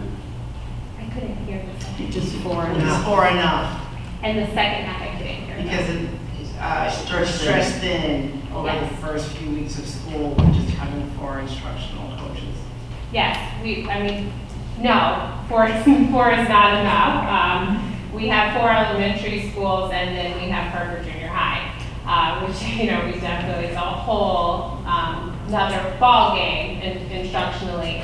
So right now, I'm planning to make do with what we have, and we will do it well. But if I'm answering your question orderly, no, 4 is not enough. I couldn't tell you right now which number would be enough because we haven't embarked yet, but definitely we're stretched thin.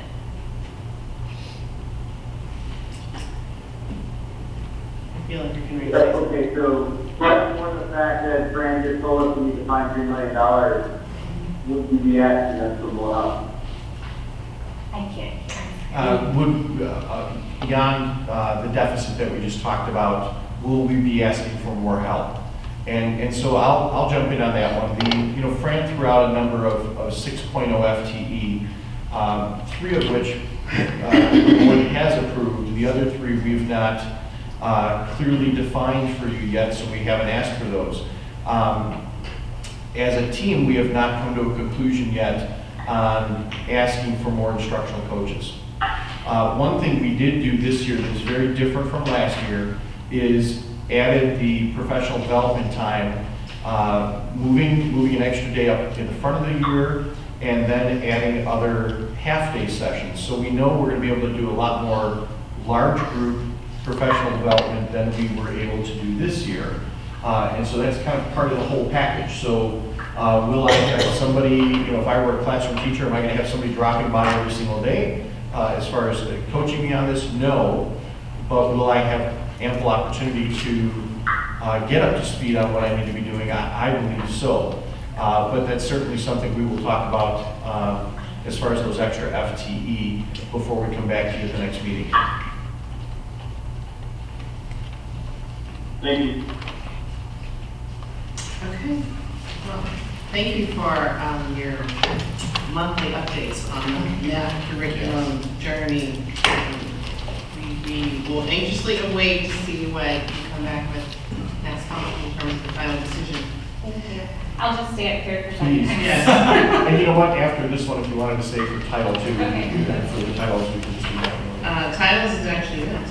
Student planners. Student planners. Okay, so this is a fairly quick one. In the board packet, there should have been a PDF of one of the sample student planners. This has been something that we've heard a lot of requests from parents for throughout the school year, but also that we've seen. We know that our students need some support with executive functioning skills throughout the grade levels, from junior high to elementary. When I open some students' assignment notebooks or notebooks at Parker, sometimes they're like, how do you know what's going on? So that's definitely something that we want to work long-term on, is helping our students be organized, and it's something that we've heard from our high school that we definitely need to do a more intentional and better job with our students of staying organized. So this is one step in that process. We've been working with our principals as well as from the principals. Okay. From the principals getting to the teachers and the students to create some custom planners. We've had planners in the district before, but they've been more just general, like today is Monday and that's it.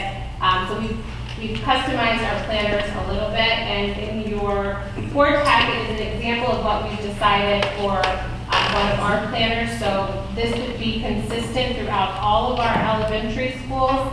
And we had to make some decisions. Has this been printed already? No. And when you say customized, I mean, is it like written in stone? No. It's this is a proof. So this is we went through and decided what are the key things that we wanted in the planner.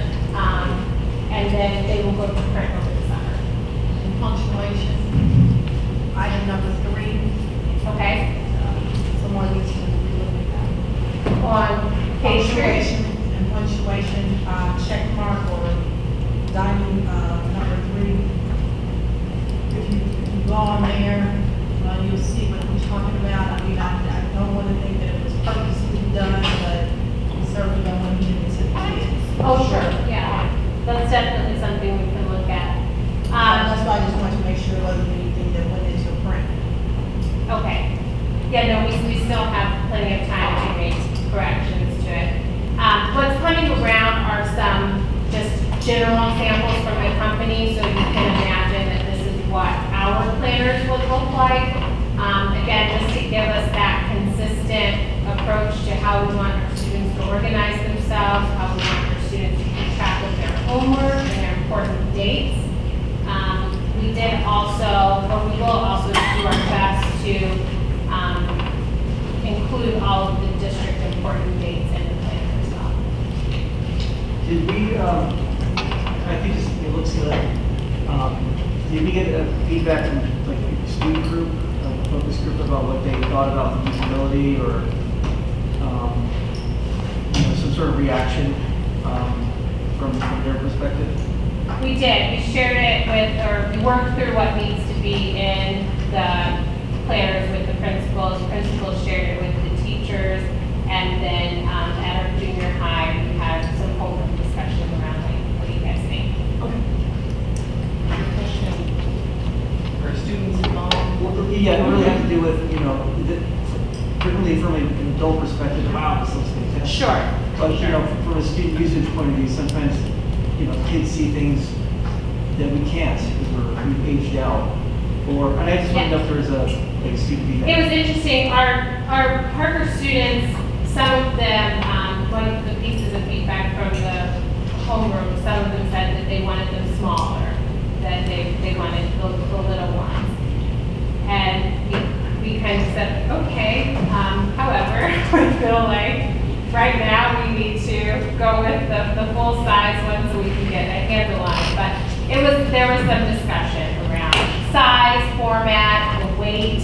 Definitely heard from our Parker students that they carry around a lot of stuff as it is and lots of big binders. So where does this fit in and making it fit? Was there any conversation at all about allowing this to be a writable document so that students who just, their brain does not work with paper and would love to have a digital version? Is that even an option that they would be able to write in with a stylus in a digital version of that? We can ask about that. We did not have any discussion about that, but that's something we can definitely look into. So my guess, I have a freshman at HM and I have a 7th grader. And I can tell you, I don't know what happened to the planners, but my freshman, that is probably the single most important tool that he took with him is that planner. And so the actual pen to paper was huge. My 7th grader will probably balk at this. So they'll hate it now, but it will help them tremendously when they get over at HF. And HF uses a paper planner. They don't use an electronic version. I just know, so my son in particular uses alerts for everything. So if he doesn't get a ding or a buzz for a thing, then he's not gonna pick up his paper. But his whole life functions around, get your uniform on, test this tomorrow, but it's a physical input from, that's it. And it's not the only tool. Right. And I think that's important for us to keep in mind. This isn't the only way that students can organize. None of us organize ourselves all the same way. But this was one of the top things that HF recommended for us in terms of how can we better prepare our students to be successful freshmen when they start at HF is really having a consistent way to organize their information. Well, I want to say I love it because as a parent, we came from another district that had planners. When we came and we didn't have a planner, this whole year has been chaos. Fortunately, she's in 8th grade, so we got it together now, but now she's leaving. But yeah, I was like, where's your planner? And she was like, I don't have one. And she didn't necessarily want to use it, but she had been trained that if she had one, all the things that she was doing in her notebook, she would just done in her planner, and she had been so scattered. Can I make a suggestion along those lines? I think that one thing that could be helpful to look at is if the whole building is using one planner, and certainly for classrooms, that for teachers and administrators to put in common dates, and if they could just send those out as a weekly update, or as a building update. Because I know that my spouse has been my ear numerous times about things that she would like to be, more cohesive throughout, and that isn't, she speaks, very, very, very highly of Dr. Crozon, the fantastic things he does, and all the great communication, and she really appreciates it. But just in general, I think the more we have, and the more devices we have to communicate, I think we run the risk of not communicating within those devices. And so if we have like some commonality with dates that we need to pay attention to, like math testing, and certainly within a classroom or grade level of things that are happening, I think that might be a great value as well, without adding too much work. Any other questions, comments? So we'll bring this conversation back as well, because Annabelle and I have started the conversation about how students access materials in District 161. It includes not only student planner materials, but learning portals, learning management systems, and things of that nature. So we'll come back after we get into the strategic plan conversations this year, and this will certainly be part of it. And then, since you're standing up here, Okay. we will just have you go into your last item, which is Okay. discussion on item. Great. If you recall, at our previous meeting, we ran through, or two previous meetings, we ran through the changes to Title I planning that are happening due to the federal ESSA guidelines. And one of them that the state has hinted down now that we are in the timeline for school planning, as well as, which will indicate our district planning over the summer, with a revised Title I school-wide plan. So all of you should have received our elementary school Title I school-wide plans for our schools that are school-wide right now. And some of the questions are fairly similar to what have been in the plans before. The plan does include some stock information that's on every one, because there are some things in the district that we just do the same. We should be doing the same. And then there are there's school-specific information through each plan. There are 9 questions on the school-wide plan. Our process will be that we approve those in June, so we'll continue working on those a little bit. Approve those in June, and then we spend the summer using those to do our data retreats, develop our school-wide plans, our school improvement plans, as well as our district title plan. And our district title plan is the final document that goes to the state that summarizes as a district, based on these plans and based on the school improvement plans, how we will support students who receive Title I funding. So the timeline again is in June is when this will come back to the Yes. board for So approval? these need to be approved at some point in June. They do not go to officially to the state until the district-wide plan is done in July. And then allocations tentatively, based on what the state has told us so far, should come out at the end of July, beginning of August. So I didn't see a Parker plan. So what's the plan for Parker's plan? Who's doing the plan? Will we get that before we need to vote on it in June Yes. to review? So who will be doing it? Will Parker be doing the plan? Yes, and we will be working with Parker to make sure that I'm never prepared for that. We are, the Parker plan is in the works, we just need to continue to do some work on it, but it will be ready for the June approval. Okay. Any questions? So you're referring to these documents as Title I plans, and I understand the state makes us fill them out, but there's nothing in them that actually connects the Title I dollars we're asking for any specific thing, right? Well, keep in mind that these are school-wide plans, so these are for, the school-wide plan is for schools that are, the state is saying, the school is over 40% of the students receive free and reduced lunch, which means, which is how the state identifies as 40% being school-wide. So at that point, the school-wide plan is addressing what it does for all students. So it's more of a sweeping plan versus a targeted plan, which would be specifically for this group of students that you're targeting under Title I. Once it goes to school-wide, you're talking about what you do for all students in your school. This plan, though, does not give the dollars and cents. It This does doesn't not, sign- it is not a budget plan. When does that happen? That happens in our district-wide plan, and that will be the final plan that is submitted to the state at the end of the summer. Great. So the assumption is that the work that will be done over this summer will inform the budget that you Absolutely. create.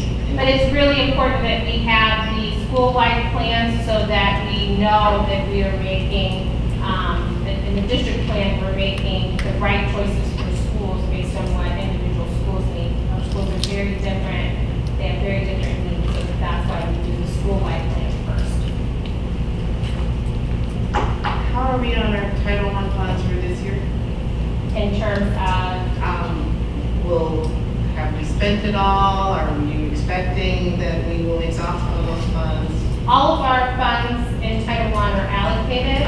We have worked incredibly hard with our schools to make sure that every dollar is allocated to be spent. At this point, it is just a matter of processing orders, and that's what we are feverishly working on. And is there a timeline in which those orders need to be processed? And my line of questioning is only coming from a place of, I want to make sure we don't have Yes, to return. I totally understand. The timeline is June 30th, that we need to have most of the funds spent. Again, there's a difference between allocation and spent. We have all of our funds allocated. We have to make sure the orders are processed and that it's accounted for by June 30th. Anything else? Thank you very much. Can I have the plans back? Oh, yeah, very good.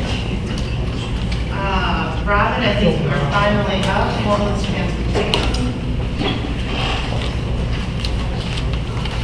Well, hopefully it was working.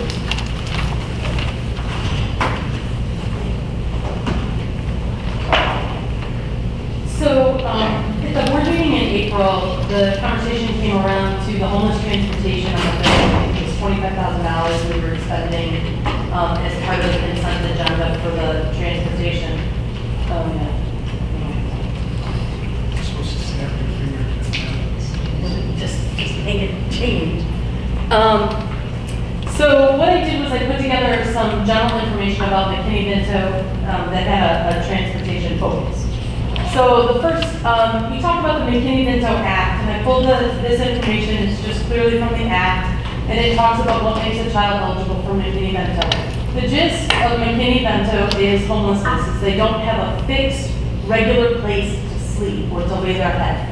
And we have a lot of families that, what Fran said earlier, that live with other families.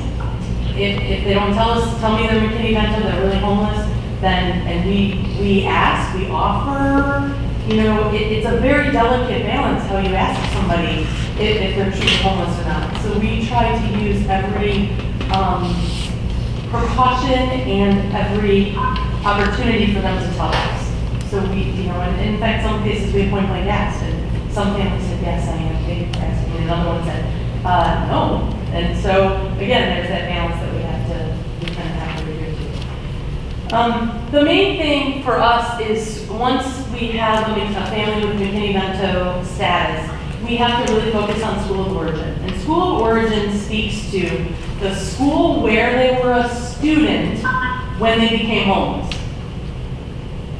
or the school where they are living now. So if they've moved from another state and come here and are staying with, or doubling up is the term McKinney-Vento uses, with a family in Flossmoor, then they come and register in our school district. We ask the person who they're living with to prove residency, and then we process them into the school district.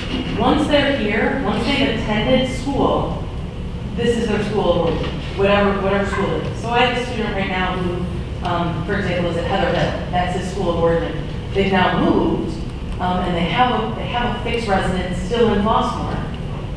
So they're going to finish the year at Heather Hill, and then they'll probably move to their new school location because it's not Heather Hill. So for transportation, we have 3 main routes. So route 1 is the student continues to live within the same attendance boundaries as the school of origin. So a student, lived maybe in the apartments or in a house in Flossmoor, in Heather Hill's territory. I'm thinking on Heather Hill today. Is that okay, Keith?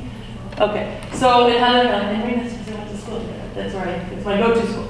So lives there and then has now moved and is staying with maybe some friends or relatives in the Heather Hill territory that they're still within the boundaries. So being in the boundaries means that they just fall into regular transportation or they walk, depending on the regular transportation rules. Route 2, the student lives outside of the attendance boundaries but still within the district. So my earlier example, the student school of origin was Heather Hill, now is laying their head or living in another area. We are transporting them over to Heather Hill because they had McKinney-Vento status. So there's a cost to that because it's outside of our normal transportation routes. So that would just drop on a route. The third route is the student lives outside of the district. These students are transported again by special transportation arrangements. And typically there's a cost-sharing agreement with the other district. So a cost-sharing agreement is a document that the district of attendance completes and we send over to the other district. It's part of McKinney-Vento, and the concept of this is that both districts share the cost of the transportation, not necessarily the education, but it's to ease that burden. Our cost sharing data this year, we have cost sharing agreements at the time that I put this together with 16 districts. We now have one more cost sharing agreement that's out there. To date, we have 13 that have paid the invoices settled. So what we do is we divide half the cost and we bill them for half the cost. So the $25,000 for homeless transportation, maybe we bill out $12,500 of that. We have a number of families that also have students in both 161 and HF. And we also have entered into ride share agreements and therefore a cost share agreement also with HF. So they may have graduated from us and now they're a freshman or sophomore or junior at HF, and we have the siblings, so we've arranged that as well. And that's worked out very nicely. And HF has paid their bills. Transportation companies. We utilize all of these different transportation companies for general education, special education, and MBA status. So one of the problems with transporting a child from somewhere other than within district is the time constraint. Not really location, because we have companies that are willing to go wherever they need to go to help our students get to school. But everybody needs to get to school at almost essentially the same time across the area. So sometimes it's really, really hard to have a group. I mean, some of our kids are in the van. We have vans that do a lot of our MBA transportation, and they're in the van for a good 45 minutes because they have to start at point A and work their way in to pick up all the students. We have a number of different vans doing that, and we also utilize a cab company because we have some routes that are very, very far. Just curious, Yeah. before you move too far off of the cost sharing agreements, just curious, how many of those are kids who were They're all busing to ours. come All the ones that into you noted ours? are all ours. So they're attending school here, we fall under their school of origin, or they have shown us that they're living in the district, they moved from somewhere else, and they're living in the district. A McKinney-Vento student parent is able to choose between school of origin and school where they're now residing. So all 16. So they're coming from, they live somewhere else, but we are using transportation to bring them into our district. Correct, because the school of origin was us at some point. And do you have a sense of, has this number been increasing over years? Now, I looked at the numbers, we pulled a report from SIS, which we have delineated. So for the last 3 years, 14, 15, there were about 67 students. And this is over the course of the year. So we might have had 2 or 3 more in the beginning of the year, and they've moved on and established themselves, the parents have established themselves or chosen to go to a different district if they really are laying their head really far away. But 15, 16 was 68, and 16, 17 right now we're at 66. Now I know we don't have 66 today. I believe 6 or 7 have left us. They moved far enough away that they decided that it was better to go to the new school, or I know a couple were have decided to register with it. So you've mentioned distance a couple of times. Does the law state how far is too far? Is there a distance? The law, not to my knowledge, and I've checked on it because we have some coming. Chicago's a really popular, we have a lot of families that are doubling up, or a few families that are doubling up with relatives in Chicago under circumstances that their house is no longer inhabitable, or they no longer have it. For whatever reason, they meet the status. We have some that have moved into Chicago, they're staying with relatives there. We also have a family that's north, considerably north. And it's up to the parent regarding school of origin. Hello? Yep. Go ahead, Cameron. Hi. You guys cut out a second, that's all, sorry. Okay. So, Go ahead. so we do have some of those. General premise for transportation. General education students follow the state guidelines and district parameters for busing. Typically cite locations based on mileage, student age, grade, and hazard criteria. That's how we figure out where our bus stops are going to be, and that's where the kids go. The MBA transportation is door-to-door service for these students that are outside of our regular attendance zones. MBA students are transported from home location to school within the district. We do have some parents that opt to transport their students themselves. So they're staying with a relative, or they stay in like 3 or 4 different locations. Couch surfing is one term that a parent used with me. We're just couch surfing. We do what we can. And she said, I'll just drive them. I have a car, I can do that. I can drive them to school. At least that's consistent for them. I said, if you're couch surfing every Monday night, every Tuesday, whatever term you're using, and it's somewhat consistent, not even perfectly consistent, but somewhat, we can pick them up. We can do that, which is why we're using the company we're using, because they're outstanding for most of our transportation. So, the next is special education, just to throw it in there. Special education services door-to-door if the student qualifies. It's based on their individual needs, and like I said, they're transported door-to-door. Some students are transported from home within district to schools outside of the district because that's schooling. So we kind of are driving both ways. MBA scenarios. So within attendance boundaries, home to school, like I said, general education or busing. Over 30 miles one way, we have Odyssey and McNamara are taking care of those students. 3 to 4 students at one location with like 3 different drop-offs. We have a student that is a special needs student that attends speed. We also have a student that that from the same general location attends maybe one of our elementaries and then Parker. Junior high. Now, for Parker, we have less students, we don't have an attendance boundary issue. So any student that lives within the district can hop on a general ed transportation bus to get to Parker. We're only busing to Parker the kids that are really outside the district. Because we bus from everywhere for the district to get to Parker. Less than 30 miles away, that's typically the company Odyssey that we use. Decisions and evolution. Approximately 4 years ago, the district received information from a workshop at ISC 4, sponsored by the homeless liaisons. Tony Monaco is our homeless liaison uplink at ISC 4, and he gave us different companies that were reliable to help transport our students, and Odyssey was one of those companies that we're using. Rates are comparable to other companies.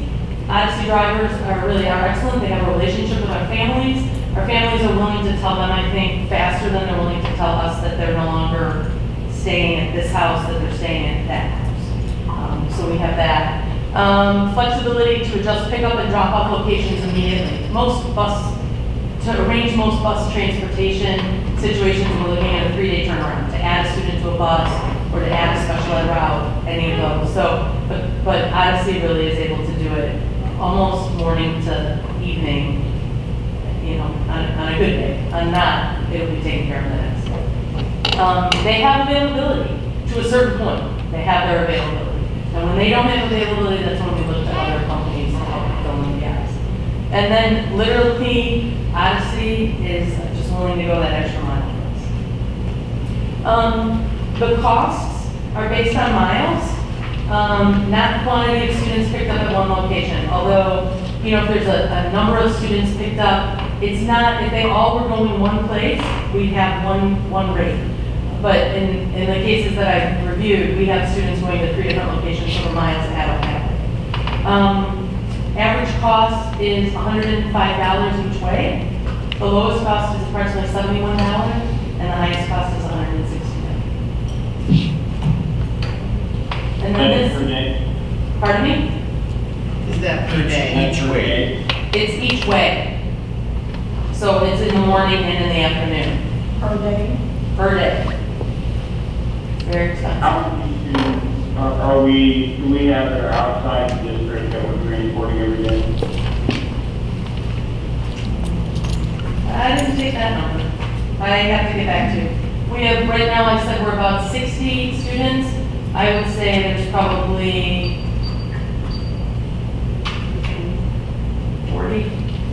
40 pickup locations. Yeah, about 40 pickup locations per day. So what I did was the next slide, actually, I could count.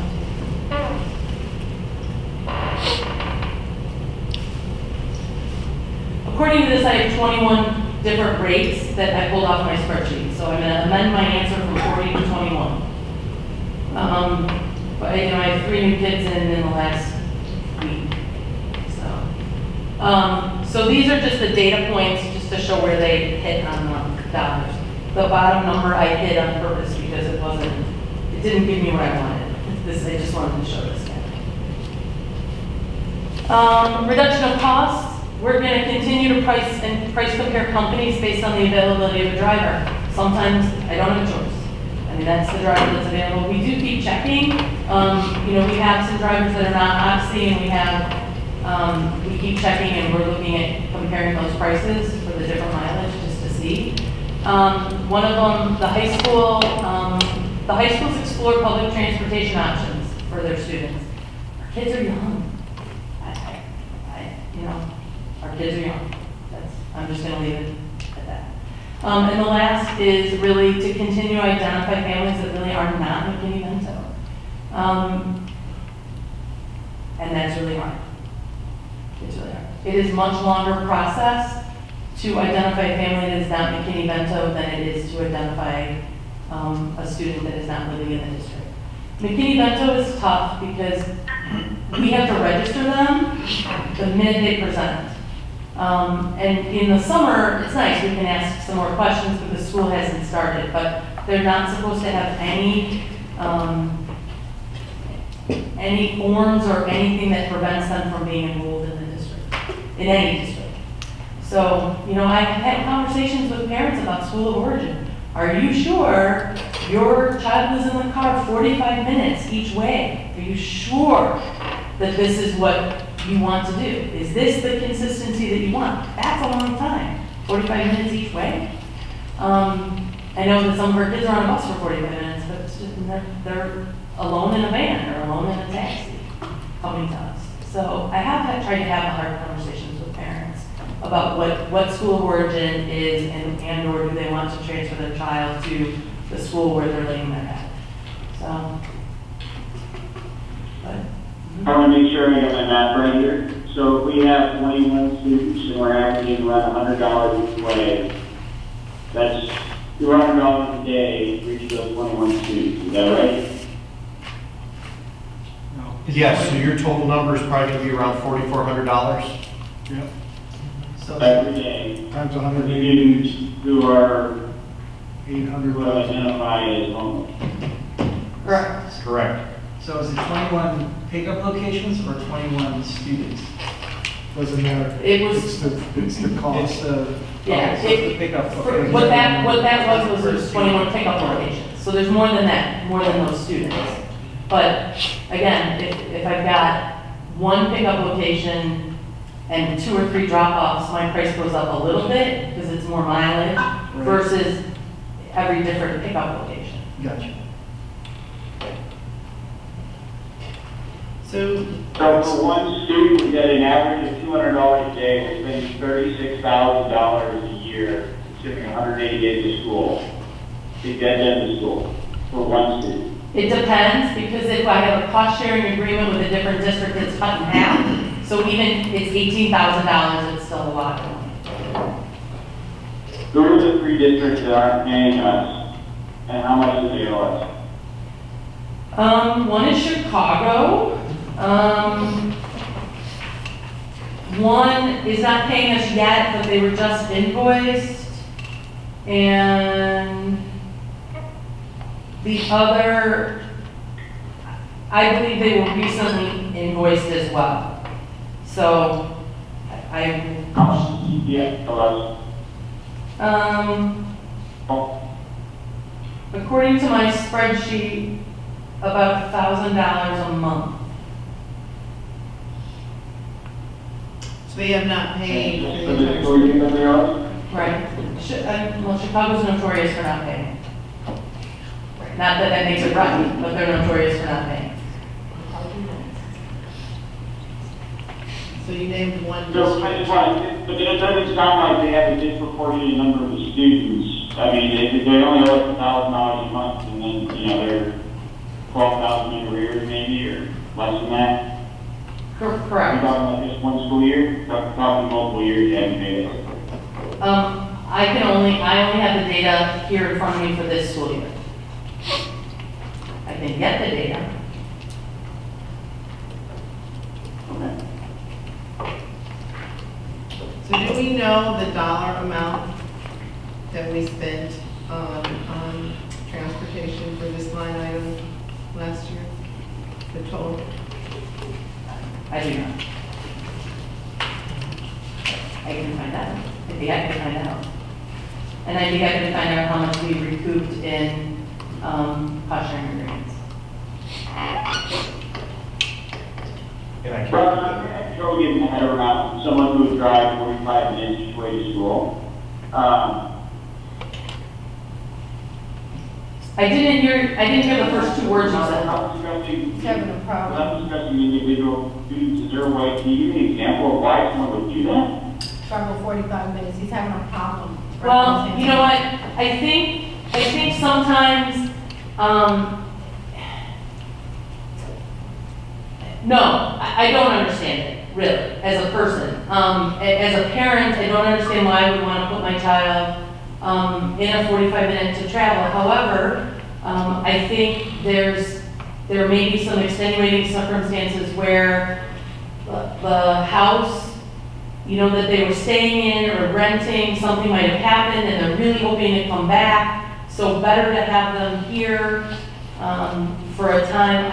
We have a couple families that have actually resumed a residence and then lost it again within the district. So they resumed it back within the district, therefore they fell into regular transportation, they were where they were, and then something happened and they're no longer able to stay there, and so now we're transporting them back into the district again because they're staying somewhere else. But honestly, this is one of the most touchiest subjects. It is beyond free and reduced lunch, it is beyond all of that. It is people trying to take care of their children. I would not want to be in this position. I think it's a very tough position, and the parents are making the best decisions they can. And the law supports the parent decision, the parent's right to decide, to attend school of origin versus the other school, versus where they're. Right, what I'm trying to understand is, the law is for homeless children, not for parents who inconveniently had to move. Correct. If you lost your job, you had to take it, you went and got an apartment out at the cow because it's cheap, you're not supposed to be taking advantage of that. Right. So that's a fix. Go ahead. Well, if they got an apartment in DeKalb, that's their new residence. It's a fixed residence. DeKalb is really far. Hopefully they would just, agree to move the child there. I am not in their head. I mean, it is very tough. I can't even imagine being in this position. But we do counsel them. I can tell you we've written probably 5 letters or documents of support while the ISC4 was taking those applications. And we've had, I believe, 2 parents secure housing under the housing from Cook County. There's a name, I don't have the name in front of me. But so we've helped 2 families do that. I know another family that they were evicted. They had to stay. They were really homeless. They had nowhere else to go, but they stayed with people in Flossmoor. And now they are permanent residents of Flossmoor and thrilled to not be considered the MVA status anymore. The people who stay in the district or in Flossmoor aren't creating a cost that is more than what we spend on a student in an entire year. So our average cost per student is $12,500 per year. So I don't view that as... No, but that's not true. But if it costs me $75 a day to transport a student whose school of origin is school A, and they're living in territory B, it's costing me $71 even though they're still in Flossmoor. Because school of origin, the law helps to provide these children with some semblance of stability.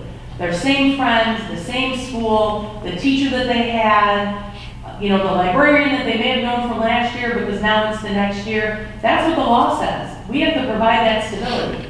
So we have students that are living in another part of the district that school of origin is a different school. And we're paying $75 to drive them across town? That is yes. That is currently what we have. They're not eligible for general ed transportation because we don't have any buses going from school B zone to school A zone.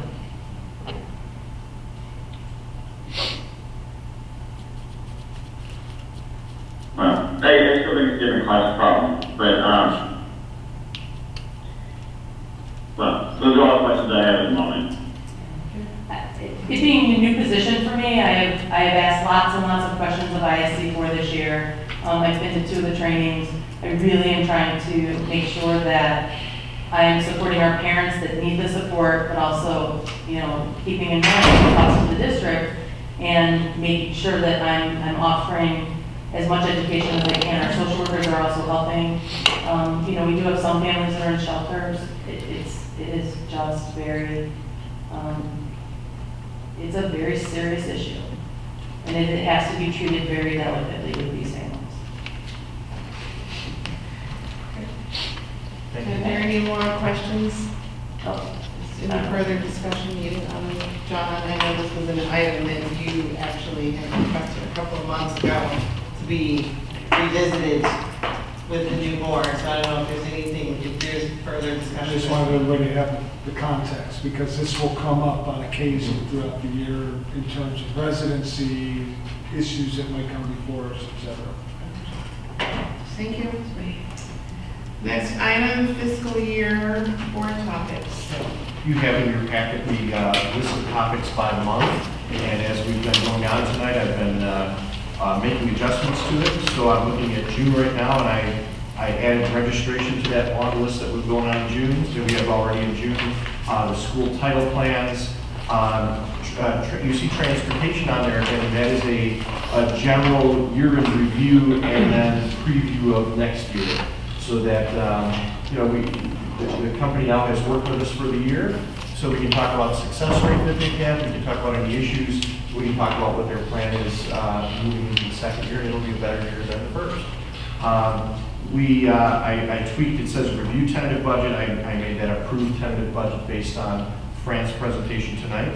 I've added into July or August, and Annabelle will correct me, the district-wide title plan approval that comes in, you said, late in the summer, so it's either July or August, so we'll make sure we calendarize that correctly. I know that Dr. Smith is going to want to put in here somewhere dialogue about strategic plan. We just haven't had a chance to go ahead and calendarize that yet.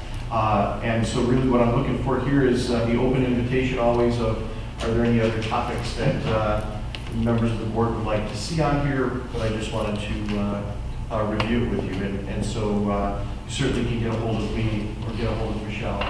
And as we go and do our planning every other week or so, we'll get topics on here. But I think I've caught everything that we talked about here tonight so far. Any others anybody's dying to hear about offhand? I'm just curious, I don't know if this is a board topic, but I'm just curious, because we always put on the calendar, when graduations is being tended. I mean, are those not worked on, like early on, like what's going on for next year? Are you looking at it in your head, or No, so graduation is on there. We always do you'll see back in, this says here in April, that you adjust the current calendar, and we actually did that in May this year. So you set your tentative calendar for the year, you make sure you don't have any snow days, any whatever days that might cause you to change that calendar, and then you have to reapprove the calendar, which we just did recently.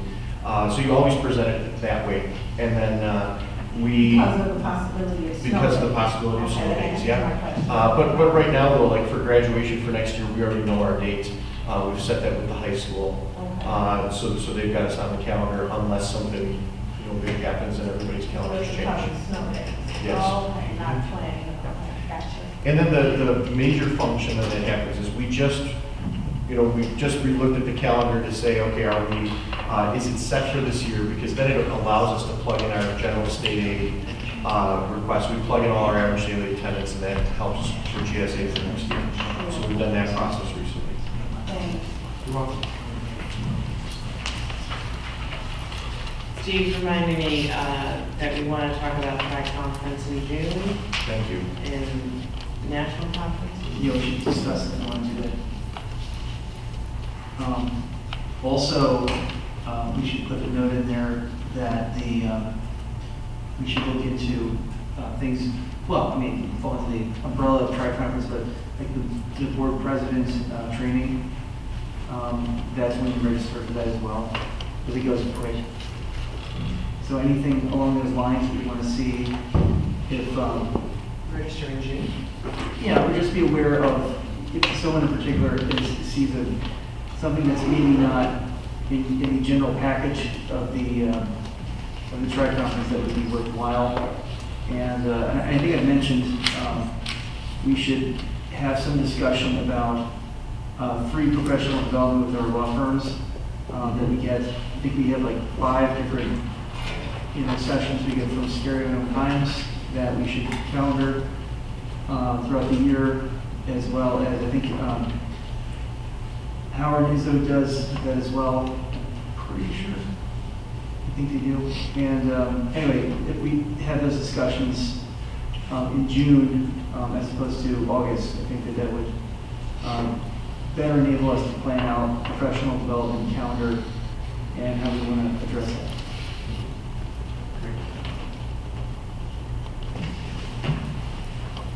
Thank you.